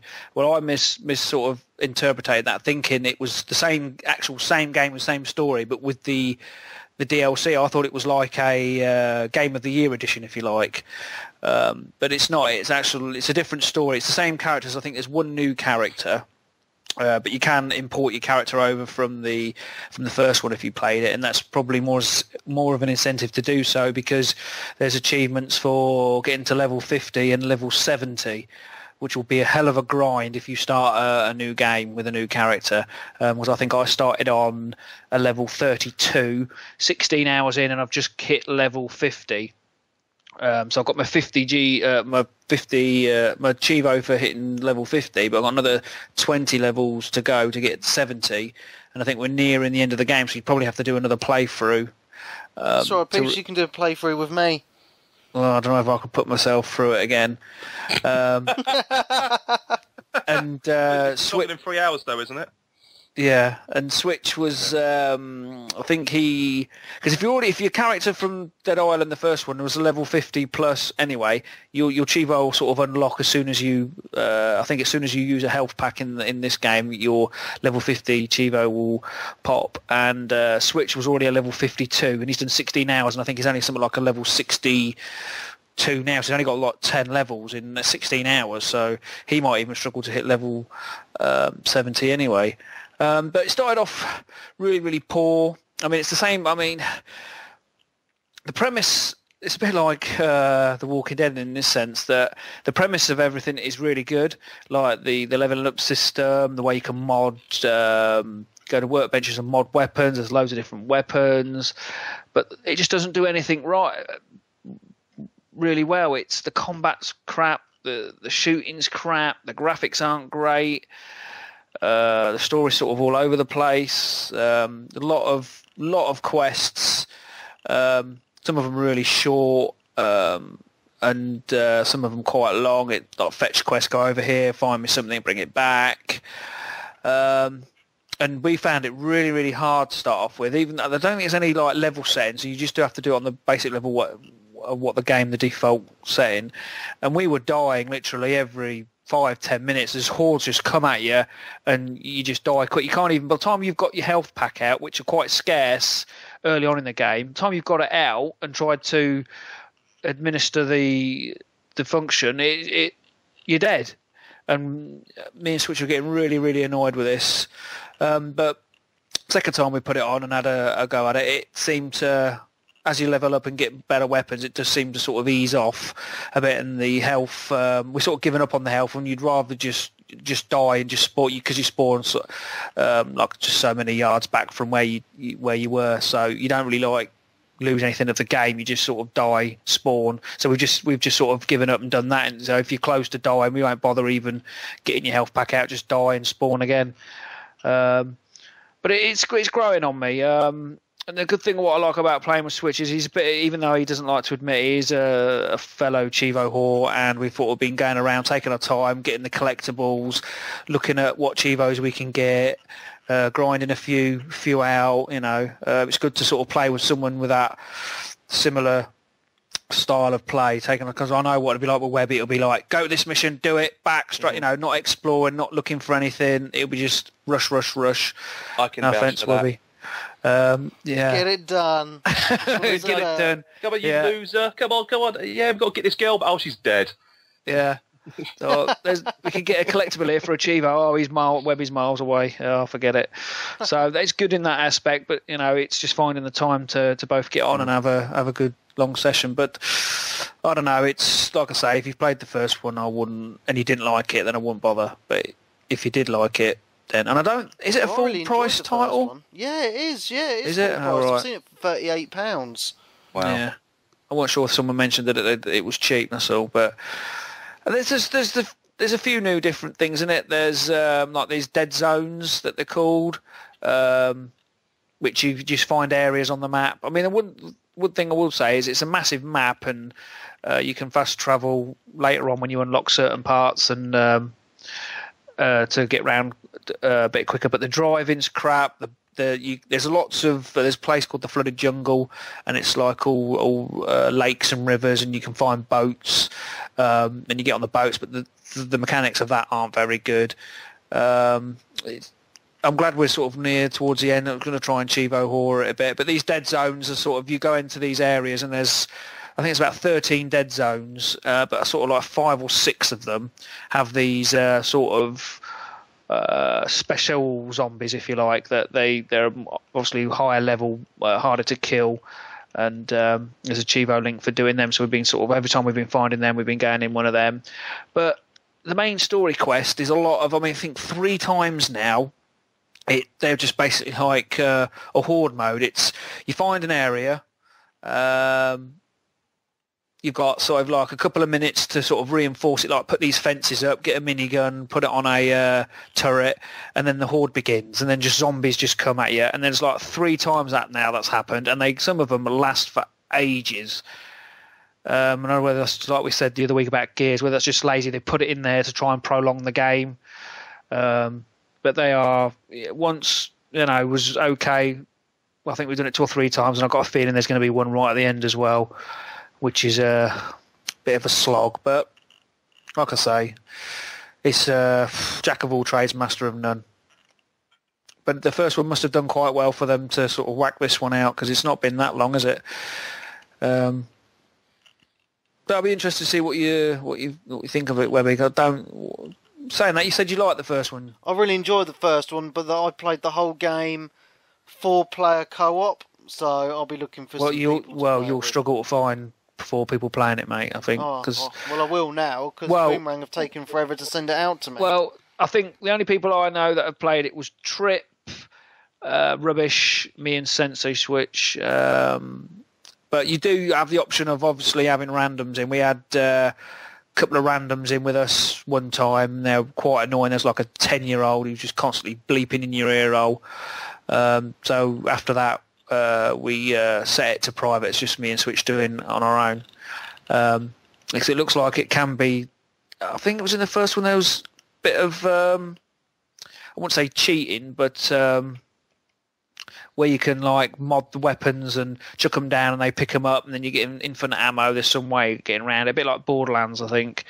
And they were doing that, and they like spent half an hour doing that while the others are trying to get on with the mission. So you need to have sort of be coordinated. So we've set that to private. But if you're happy to play all randoms, well, because I think that's all might be on by the time you get it. Yeah. Well, I'm getting that and the new God of War game for the PS3 as well. I'm really looking forward to playing that. Because I've been hearing good things and controversial things, so I just want to play it and give my. I might have to back that up. Because it's like I said for the last few weeks now, there's not a lot on my list. I think Metro, which I wasn't keen on the first one, so if anything to go by like that, I won't be enjoying that. So it'll be amazing. And when I switch my PS3 on, I'm like, this is a good system. I like the sort of the layout, and there's not adverts thrown in your face a bit. Like it does take up a little bit of time to load up some of the things. Like if you look at compare trophies and things like that, sometimes that can take a bit of time as well. But I just feeling it. The PS3. I was looking at the store, looking at the PSN Plus, looking at because they have like dynamic themes and things, and the themes are so much more better on that than they are on the Xbox. Teebs, you've been married to the Xbox for too long. You're seeing the other side and you're getting frisky. Maybe. But like I said, I might try this 90-day PSN Plus thing, and obviously I know that once my 90 days are up, then the games are gone, basically, aren't they? So, but I would have, hopefully rinsed the games and played them to the completion, so I'm not too bothered about them, being left on there. So it's just something to play while we have a bit of a lull spell. There's quite a few games that I haven't played on the PS3, like the new God of War, and then there's the infamous 1 and 2 I never played. I've never played Little Big Planet. So there's a bit there to play, and I might have to. Little Big Planet is freaking awesome. And I know Little Big Planet 2 is one of the I won't say free games, but it's one of the PSN Plus offers. So I might have to do it. Is that crossplay as well? No, well, it's not element of it. Crossplay, but you can use the Vita to do some stuff when you're playing it on the PS3. I see. Yeah, I've noticed people are getting their Vitas because I've had a lot of friends' requests. So even though I think the most I've ever seen online that was this week, and they were all playing their Vitas. Well, the most I've ever had online is 5 on the PS3, which must be a record. Yeah, and that's it really. So Dead Island Riptide is a solid 5 out of 10. Hey! Awesome. Alright then, let's get into a little bit of news then. So, something I got really excited about this week, Splinter Cell Blacklist, a new multiplayer game mode has been announced for it, Spies vs. Mercs. If you were a big fan of Splinter Cell Chaos Theory, I think it was, on the old original Big Black Xbox, then you will know what this multiplayer mode entails. It's pretty simple really. You got 2 teams, and on the old Xbox it was 2v2. You had 2 spies versus 2 mercs, and the spies had objectives to complete, and it was all in third person as a Splinter Cell game is, but the mercs were played in first person shooter view, and you had to run around and hunt the spies down. That was the gist of it.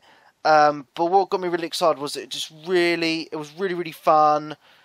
And what one level in particular springs to mind, I don't know if any of you guys played it, there was a a cinema level. It was epic. You could crawl along the stuff on the ceiling. You could hide in vents in the walls. It was just really, really fun, really gripping stuff. And I just feel that them bringing this multiplayer mode back is the best thing that they could have done for Splinter Cell. So I can't wait. It's going to be amazing. Is it only going to be 2v2? Do we know? I don't know. On the old Xbox, it was. Because all they announced was a teaser trailer. Yeah, I thought the trailer was showing more than 2v2, but maybe not. I have no idea, but I'm just going from what I experienced on the old Xbox. Even if it is just 2v2, it will still be fun, but hopefully it will be more.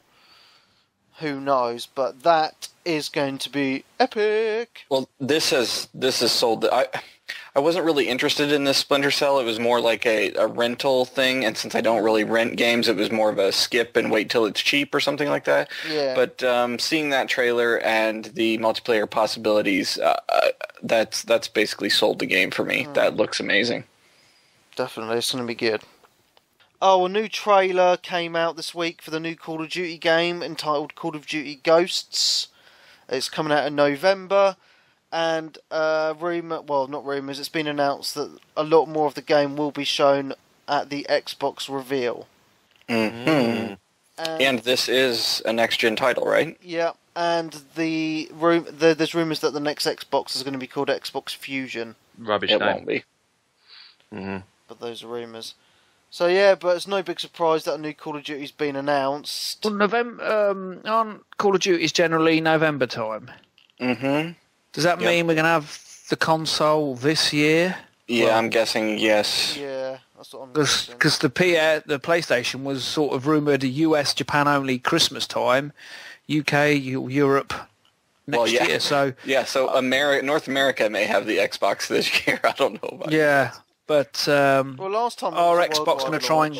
Yeah, I think it might be worldwide with the Xbox because Europe's still a big market for Xbox. But you think they're near enough good, ready to go, and they're going to surprise everyone and say, look, it's pretty much ready, and then try and get one over, because that's how they sort of... Most people would say they won this generation just by like having it released a lot earlier. That's what sort of won it for them. Yeah. And Sony have been playing catch-up ever since, and you think they're going to try the same strategy this time around as well, even though there won't be as big a difference, but they still want to try and get it out there first.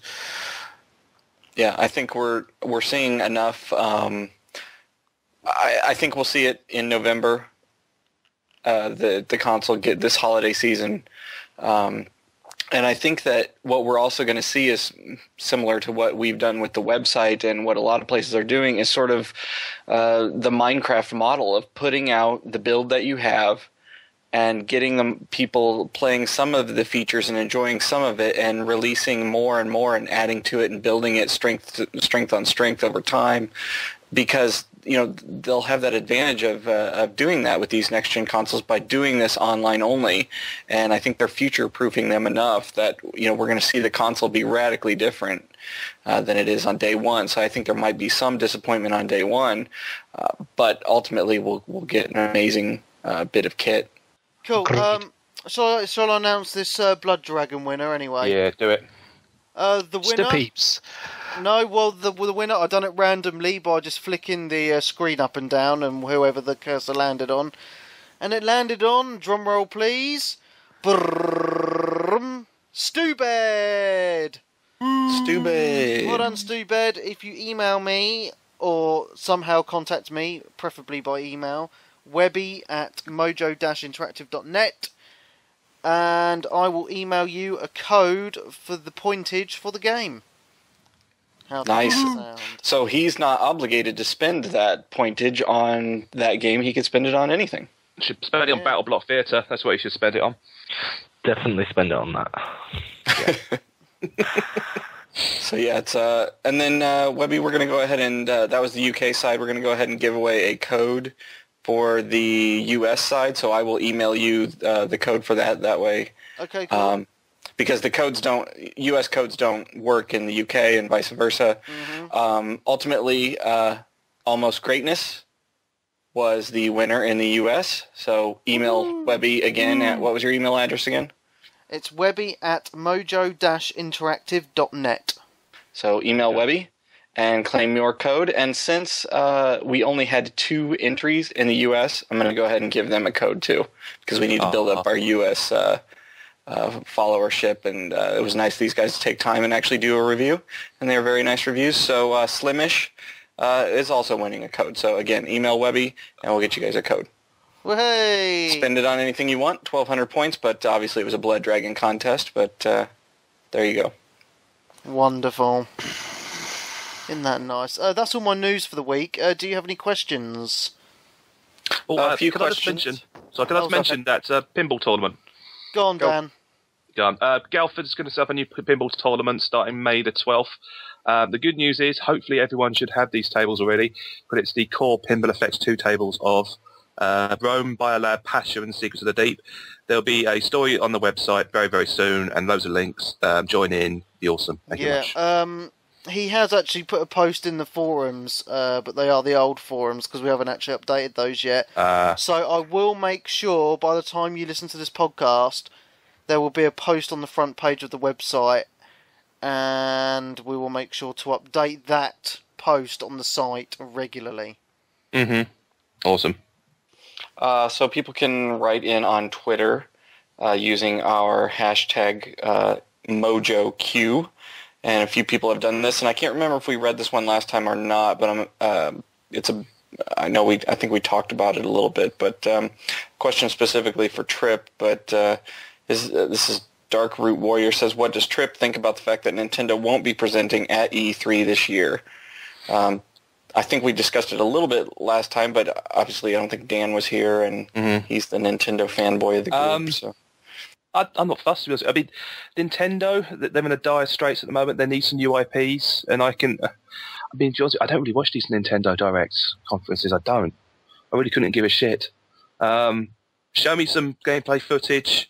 But Nintendo have a weird releasing strategy whereby, with Xbox and PS3, they kind of release games and they go into the nether and they get reduced in price over a certain amount of time. But for some reason, Nintendo games, they're kind of like sold as a long-term investment for the company. So, for example, they've still got Mario Kart 7 full price, and Super Mario Brothers 2 is still full price. And that's the way they kind of build things. And to be honest with you, there's tons of good titles out there if you've got a 3DS. I don't know about the Wii U, though. I really don't. I mean, if the next Zelda game's going to be a remake of the very excellent, Wind Waker, or Maker, or whatever you want to call it. Wind Waker. Wind Waker.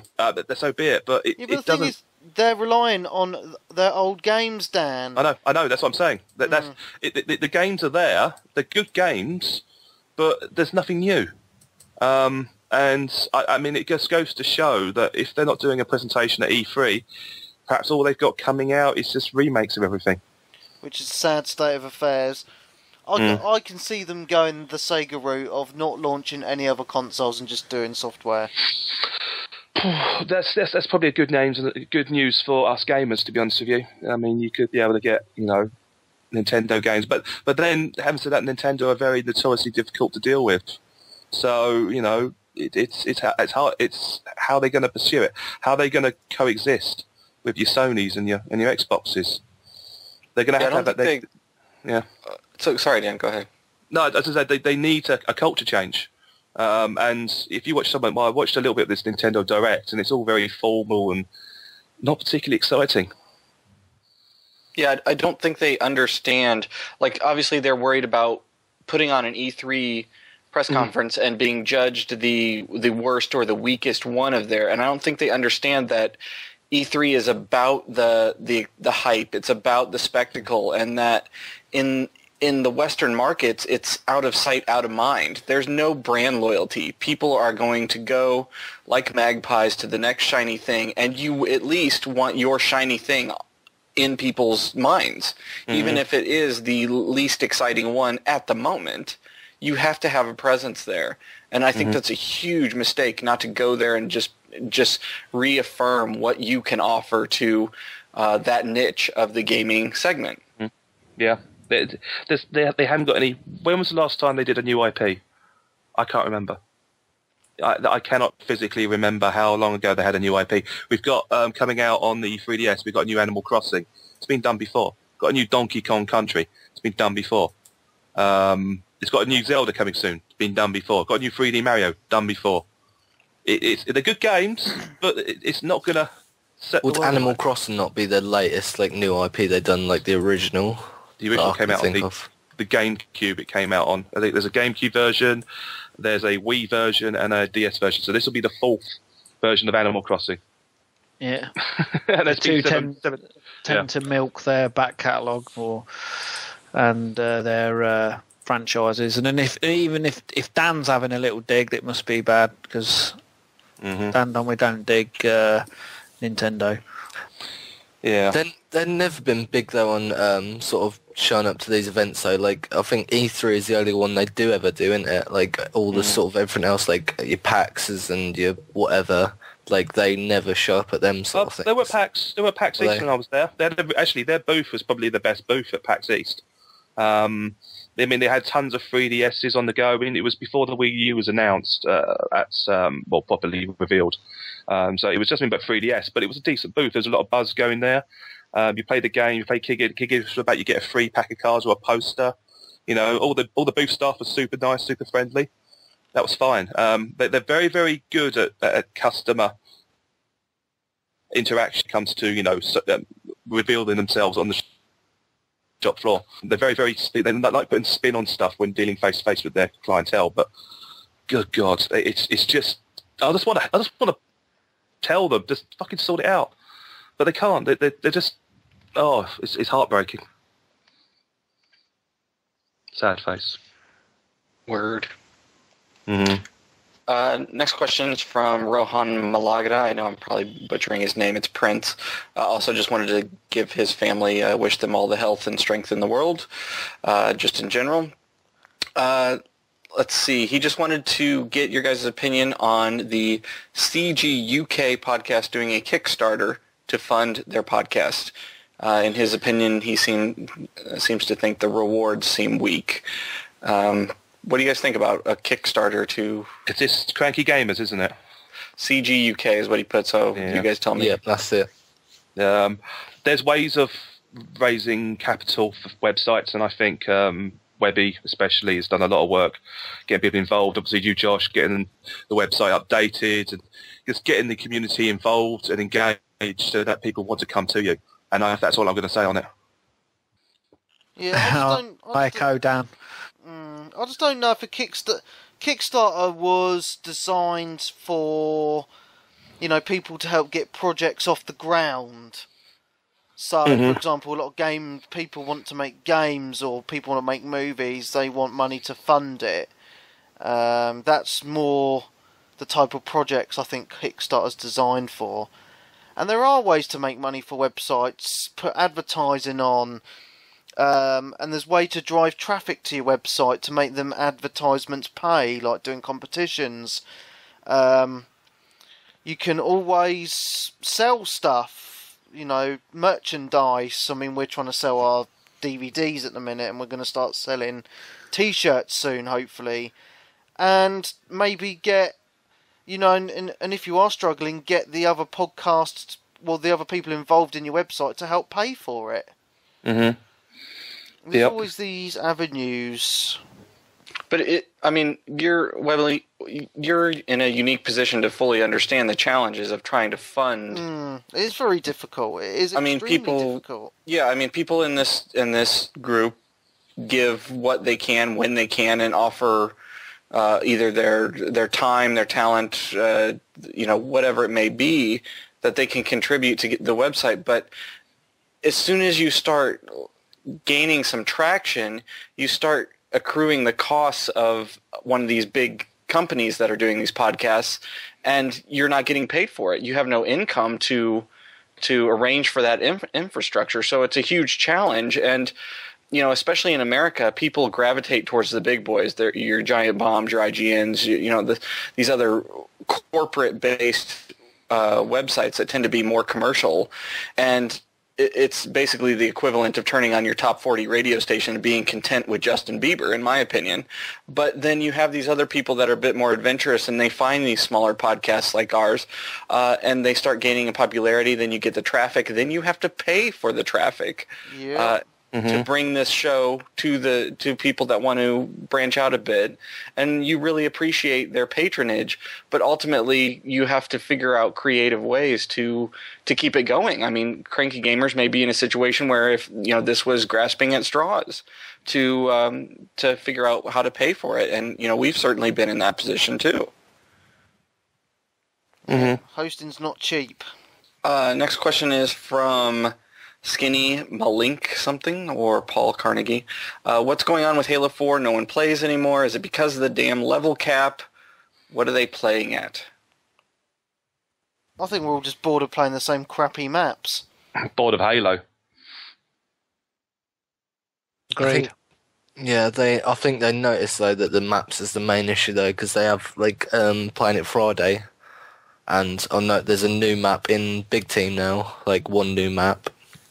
And they're starting to add the Community Forge playlist, so I think they're trying to find ways to bring people back, but it is, I think we was on in the middle of the week, and their most popular playlist, which is Big Team Battle, had 518 people playing it. Is that it? Holy crap. Halo used to be the pinnacle of Xbox Live multiplayer, and I think when Halo 4 first came out, we were really excited, we had a lot of fun with it. But playing them same 2 or 3 maps over and over again just got really boring. And then they brought out this DLC, and the DLC maps, I'm sorry to say, were absolutely shit. They need to bring some fresh content, or at least rehash some of the old maps from Halo 2 and 3, maybe. That's the only thing though, when they rehash old maps, that's all anyone wants to play. I've played Valhalla to death on Halo 3, and now I'm playing the same map with a different name to death on Halo 4. When they do try and get new stuff, everyone just wants to play this old stuff that we've played 3-4 years ago. It's all about Blood Gulch. That's all I want. Yeah, yeah. So I would like that as well. It was a lot of fun on Halo Reach, that map. But yeah, I think they're because they released the Forge Island map a couple of months ago, and I think that is to try and spur on some sort of community members to make maps for them, so they can start putting them into playlists and that. Yep.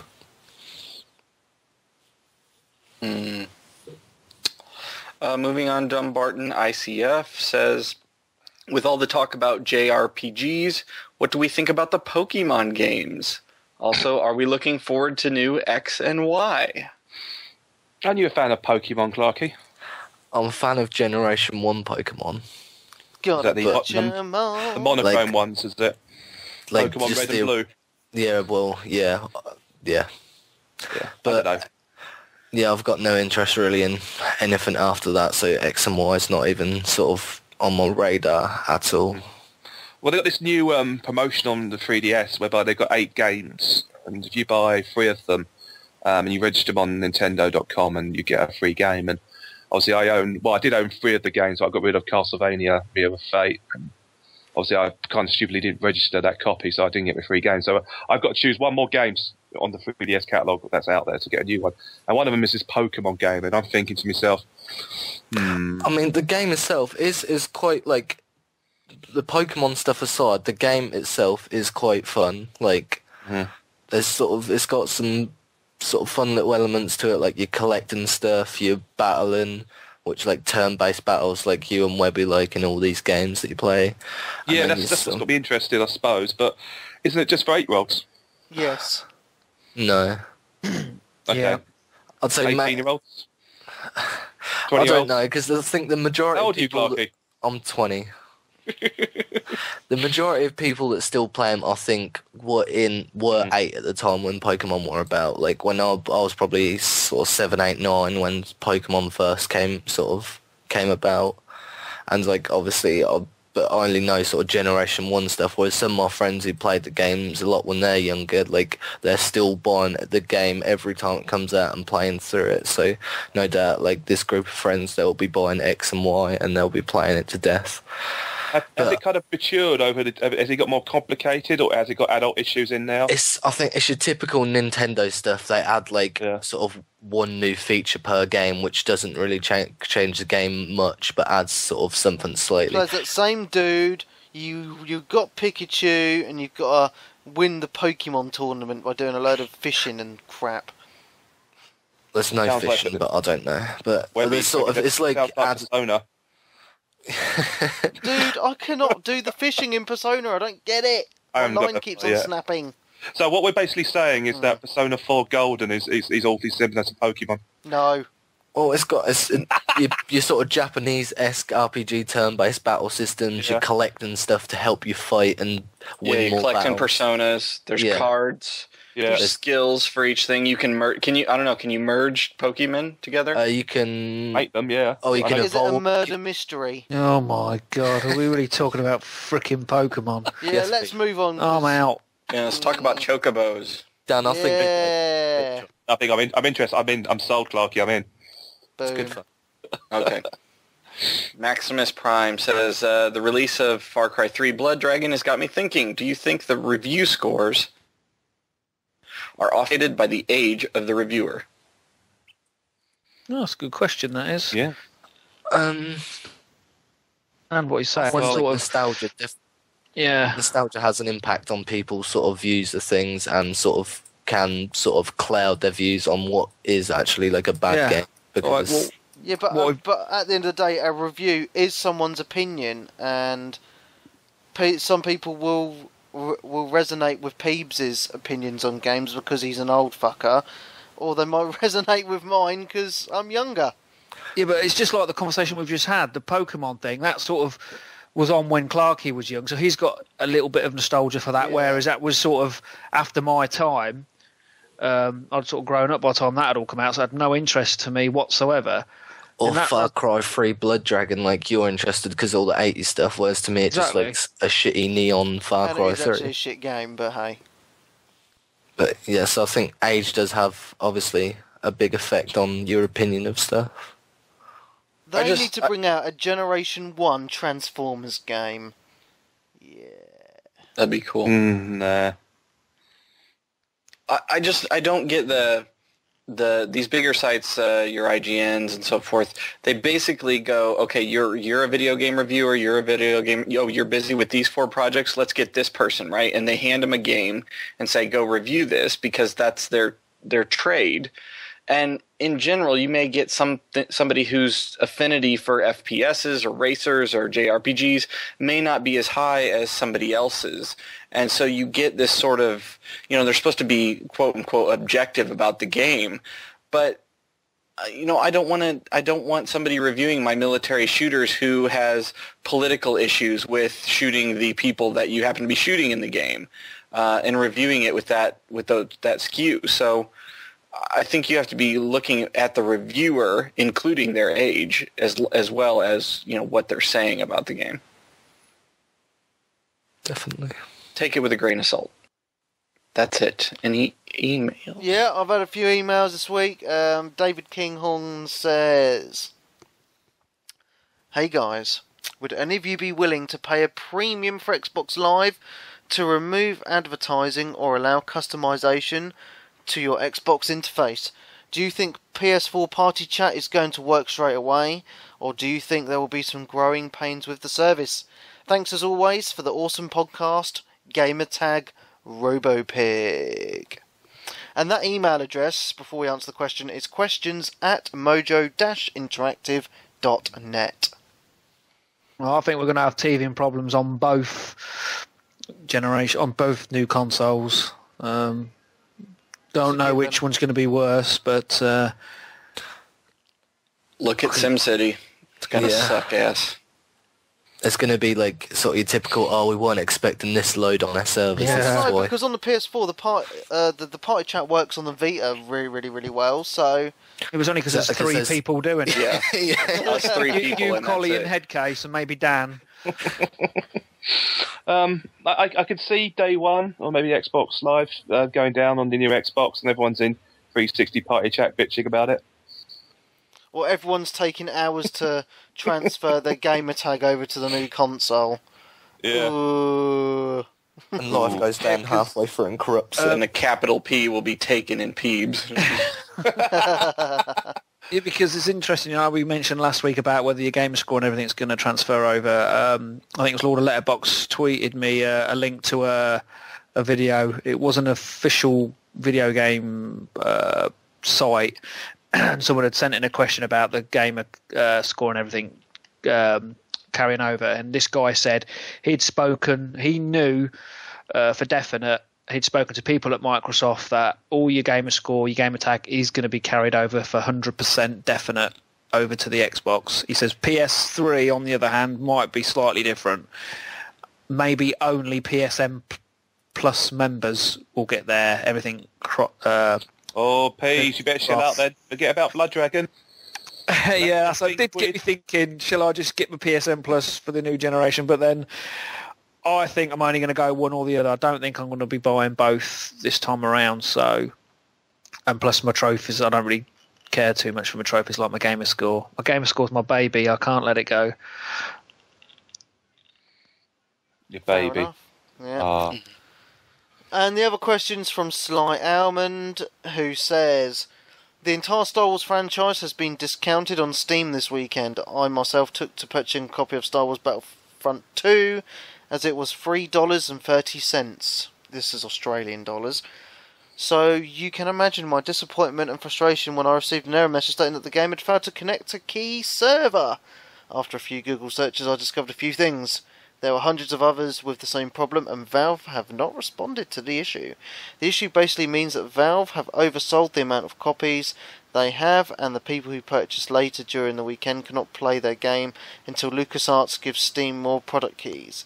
What really set me off is that this very same issue occurred during a sale in February this year. Why has Valve allowed this to happen again in the short space of 3 months? This leads on to my question. When an incident like this occurs, how should the companies involved act? What should be done in the aftermath of the issue to prevent it from occurring again? Should people be compensated or acknowledged after the incident? Love the new look for the podcast. Talk to you guys soon. Gamertag Sly Almond. That's interesting. Welcome to the future. This is going to happen non-stop from here on out. Yeah. You reckon? You're going to buy a game and not be able to connect. Bit like Sim Shitty. The upshot is, it's obviously that it got oversubscribed because of the price. Whether or not Xbox, I don't think Xbox will. They tend. There's more flash sales now, I suppose, on the dashboard than ever before. Yeah, but the Xbox sales are still. Yeah, I know, but it's weird, isn't it? I was just going to say, this was going back to the previous question, because I don't think we answered it properly when he first mentioned about the will they have like different subscriptions, and they may well do. I think there's definitely going to what's the word for it? Shake it up, if you like, and maybe have different steps, different grades, if you like. Pay a bit more. And then you get more offers, because like we said in the past, and me just this week looking at the PSN Plus store, the offers you get with that subscription, it's 40 quid, but it's the same as you pay for your Xbox Live. Yes, you're getting party chat. That's the only thing you're getting on Xbox more is party chat. On the PS Plus, if you're not interested in party chat, you're getting all them games. Free, if you like, or at discounted prices, and not just games, themes and all sorts. So I think Microsoft definitely got to do something and sort their sales out. And as far as the previous question too, I think Microsoft may have the upper hand as far as stability first day, or well, it depends on how you look at it. We will most likely be able to connect to Party Chat, because that's obviously going to be some form of Skype, so we can all be in Party Chat bitching about how none of our games work. Yeah, sounds about right. Wait and see. And see. It might be. It's going to be a fun few months. Yeah. Just talking about Sly Almond's question again. I don't know how they can oversell DLC games. I thought they'd just have like an infinite amount of games on their server. I mean, it's his license keys. I mean, does that exist on Xbox? I don't know. It's weird. I mean, as far as I'm concerned, is that digital copy exists on a server somewhere, and you pay the access to download it, and that's it. Job done. And yeah, surely it's just like a randomised code that gives you access to it. It's not like a physical copy. Like they've got 10 games it can download. After them 10 have been downloaded. That's it. It could be the arrangement that Valve has got with all because Valve pretty much has so many different publishers on its platform. It's literally all you got to do is literally have a game and go, oh, I want to put it on Steam. And as far as I understand it, you get approved, and it's a lot less hassle than Sony or Microsoft. So, I mean, that could be why. I don't know. I don't get how. Has he taken it wrong, and it's just like because there's so many people's bought it, he just can't connect to the servers to actually play the game, or is he not physically? Does he not physically have the game? He physically doesn't have the game. I think it might be something to do with perhaps LucasArts or whoever owns the game sold a certain amount of keys to Steam. So say if they sold them 1,000 keys, over 1,000 people have bought it, so there's none left. So there's none left. Yeah. Perhaps that might be it. It's up to Steam and XBLA to sort of turn that sale off, right, as soon as they run out, and obviously they didn't. Oh dear. Never mind. Compensation. Just hope for your $3 back, dude. There we go. And that is all the questions for this week. So that is about the end of the podcast. Thank you very much, guys, for coming on. It's been emotional. It's been a pleasure. And we will find out next week how Trip McNeely's church event went. I'm worried. How his baptism went. Yeah. He's going to start showing up to doors, asking people if he can save them. I think he said something about the priest circumcising him as well. Yeah. Yeah. That's the synagogue, isn't it? Yeah, it is. Anyway, guys, that's the end of the show. So from me, Mark Webb, Gamertag, Steam ID, and PSN ID, Webby317. Me, Headcase. Me, Cinema Dan. I'm up all night to get lucky. That's Clark's that one. Resident Chivo or Mr. Peebs. That's it, guys. Don't forget to visit the website, mojo-interactive.net. From the front page of the site, you can find links to our Twitch, YouTube, Twitter accounts, Facebook accounts, all that stuff. And don't forget to leave us those 5-star iTunes reviews. And most importantly, visit the front page of the site to join the giveaway for a Roxio HD capture card. Sexy. So, thank you very much, guys. We shall see you next week. Goodbye.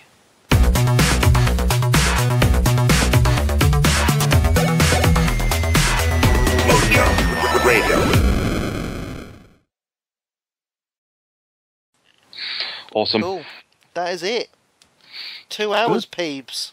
There we go. Nice. We You're need that very every week. happy. Shit. Bang tidy. Hey, did you make your missus a cuppa? No. Oh, She's sat there whinging. She's still waiting for it. I thought people had kids for reasons like this. yeah, man. We do, but both the girls are out and 2 sons don't trust them with a kettle yet. Oh So- dear. Making it myself in a minute and watch a bit of Dexter. Cool, man. I'm going to watch a bit of X-Files in a minute. Because last week Sky rang us up because we've got a Sky 3D HD box, and they rang us up and said, "Oh, it needs upgrading, free upgrade. We're going to come Bank Holiday Monday to install it." Okay, but you can't save none of your programs over it. It'll be a brand new hard space and whatnot. So we've got 80% full of all our programs that'll be lost. So we had the whole series of The Following. We've got 10 episodes of Dexter Series 7. What else we got? The Revolution, about 5 episodes of that. 2 episodes of Defiance. I'm like, okay, now we've got a week to watch all these. So we banged out the Following in 5 days, 3 episodes a night. We've got most of Dexter done now, but it looks like we're going to have to forget about that Revolution thing. I don't know if anyone else has been watching that. It's about when the electric goes or something, isn't it? Yes, Yeah, I it think looks it's very shite. good. It looks quite good. Oh, Webby, did you see the trailer for the new season for Falling Skies? No, I've haven't not seen even watched that. season 2 yet. What? Definitely YouTube the new trailer for, I don't know, it starts in a couple months, but they had a trailer on the other day. It looks like it's getting good. Oh, cool, man. What is that? That's when the Steven aliens Spielberg. come. Yeah, Yeah. that's pretty good. Cool, man. I need to Yeah, that Revolution, the trailer sort of looked good, but I have heard people say it weren't that great, so I'm not too okay. about Don't bother taking then. it. Why not been watching all these programs? Like, why you got so many episodes? Like, singing up? We like to stack them up and like have like a couple of nights just watching.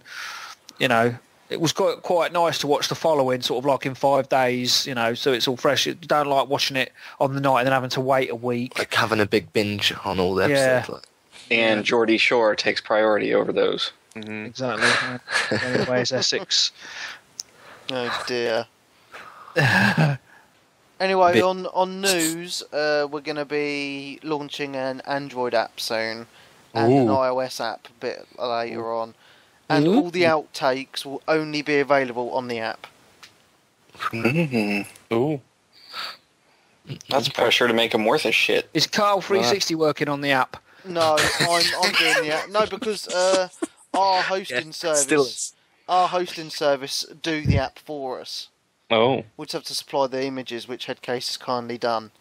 So, and I can set a charge on it, so I'm going to sell it for $1.99, one-time price download, which isn't too bad for outtakes every week. You should can you push other stuff onto it? Oh yeah, I can push images on it. I'd be around Christmas time, put 10% off on the store or something. Like if you have the app. Just sort of encourage more people to... or something like that. That'd be good. Anyway, I'm going to go watch some X-Files. It's been emotional. Truth is out there. I know. Mulder and Scully. I can't wait for Game of Thrones episode. Next one. It's going to be so good. I know. Tomorrow. I've been downloading the American one and then watch it Monday afternoon. Tut. Can't wait. Yeah, but we get it for free anyway. Pay for Sky and I get to watch it, so it's no different. Just bloody wait. Yeah, man, you're so impatient. Yeah, but it's so good. Oh, Yeah, but at least you don't have to watch the adverts like we have to on Sky. Yeah, that don't bother me. Just 2 record seconds it. to fast forward and yeah. Oh, I can't because I watch it on the sexy box on the Sky player. What? Well, have you got Sky on your Xbox? We've not got a normal Sky box where you can Well, the fast. Sky box is downstairs in the front room, and I like to lay in bed and watch it. So, you like to? Clarky, Tell you what- I like to watch Game of Thrones in the nude. Oh, do that. no. No, that's a bad sight. No. It's because he wants to pretend he's in the program. But, just fights random people as well. That's 'cause Sky everyone else- only limit to how many devices. devices? Yeah, two, two, which yeah. I pay about £60 a month, and they're telling me how many devices I can use it on. You have to pay £10 extra to even get the thing to do it in the first place, don't you? Yeah, Do you? because Yeah. It's like Sky multi-room you have to pay for, or Sky Xbox thing, whatever. we got it on the iPad, and then I had it on the laptop, and then obviously my son's got an Xbox in his room, and because it's Xbox Live's free this weekend, I said, you can get Sky in your room, watch Sky this weekend. So he tried doing it, and it says, put all her account details, and it says, you have too many devices on. Fuck's sakes, I had to go down the laptop and prat around taking a device off. What do I pay my flipping all my money for? You should complain. Yeah, have you ever tried using that Sky Go, their iPlayer sort of thing? No. It's the biggest piece of shit in the world. It buffers for it's awful. The Sky Sports app's good. You can watch Sky Sports News live, and if you subscribe to the sports channels, you can watch them live as well. And I don't know whether that comes under one of your devices. I don't know, but the Sky app on Xbox does work well. It's got quite a lot of channels on it, and you can watch whole series on it, and Yeah. So it's quite good. Yeah. Because what a lot of people do is, say your mum and dad had Sky Peeps, but you didn't. You'd have their username and password, and add your Xbox as one of their devices, and then you have Sky. That's what a lot of people are doing now. Yeah, because I've done that for a little while, like get a free trial, but then it said if you want to continue doing this, like you got to pay £10 extra. Like I was like, I'm not that bothered about watching Sky in my bedroom. Well, they do that Now TV thing, which is like, what is it, $9.99 for a day? It's crap. You're going to pay that for a day? It's ridiculous. The best place. I mean, I've stopped torrenting stuff ages ago because I use that Blink box. If I want to rent a film, that's really good. Yeah, on a Monday. Yeah, you get a 99p film on a Monday. Yeah, they send me a code every Monday, email, say, I have a film for 99p. How much are films normally? About £3. Yeah, £3 or £4. It's really good. Is it streaming or? Get it? Yeah, it's streaming, yeah. Well, I've watched one film on it. I watched The Iron Lady on it because when you got it when you download it or make an account, I think you get a film free, don't you? I remember. I think so. I watched my free film and I never had no problems with it. It never buffered or anything. It was pretty. Is it similar to Netflix where it's not too bad buffer wise? Yeah, it's fine. Because thing with my connection, I worry about streaming stuff like with buffering, but Netflix I've never had a problem with. I noticed my US Netflix buffered quite a bit. Does it for you, Webby? No, mine's fine. Oh, bollocks. I think it's just sometimes when I first start to watch a program, it will buffer for a little bit, but then after that, the rest of the program's fine. Yeah, and then for quite a while, it's like in quite fuzzy and standard HD, standard definition. Then once it's been playing for 5 or 10 minutes, it just pops into Pops HD. in. Yeah. That's because your DNS servers are like across the world. Yeah, that's right. Yeah. So it's going from a server in America all the way here. Yeah, that's why I thought it was struggling to. All the way to a caravan in Peterborough somewhere. Yeah. Oh, good. Alright, well, talking about USA Netflix, I'm going to watch some X-Files on it. Oh, Yeah. I'm gonna do. I don't know what I'm gonna do. I'll sleep be for a day. trips on. I'm going to make the wife a Rosie Lee Oh, I might make myself a coffee with the I might have a Nespresso cup of tea, machine. actually. coffee. Ugh, dear. Oh, yeah. Can't stand coffee. Third world, I'm going Webby. to make a Coffee. latte. Oh, girls drink. With Webby some- likes drinking girls' drinks, I'm doesn't going to he? make a latte Yeah, with... what's that Foster's drink you were drinking earlier? Oh, it's really nice. Foster's lemonade. Oh, Yeah. it's beautiful. Yeah. Why are you having a coffee at this time of night, though? Because I'm going to stop and watch X-Files for the next 2 or 3 hours. The joys of being unemployed. It is Bank Holiday Monday tomorrow, though. Yeah, it's Yeah, and I'm- Monday. and I'm Still at got bloody to go to work. though. Well, Another day off. Well, I'm while the going to rest do of the fuck all. country's off work, peeps, you'll be working. I know. The Hottest joys day of of the year working tomorrow at as a well. place that closes 3 days a year. I might jump an Xbox. Alright, later, dudes. So, Yeah. Ciao. Mojo Radio.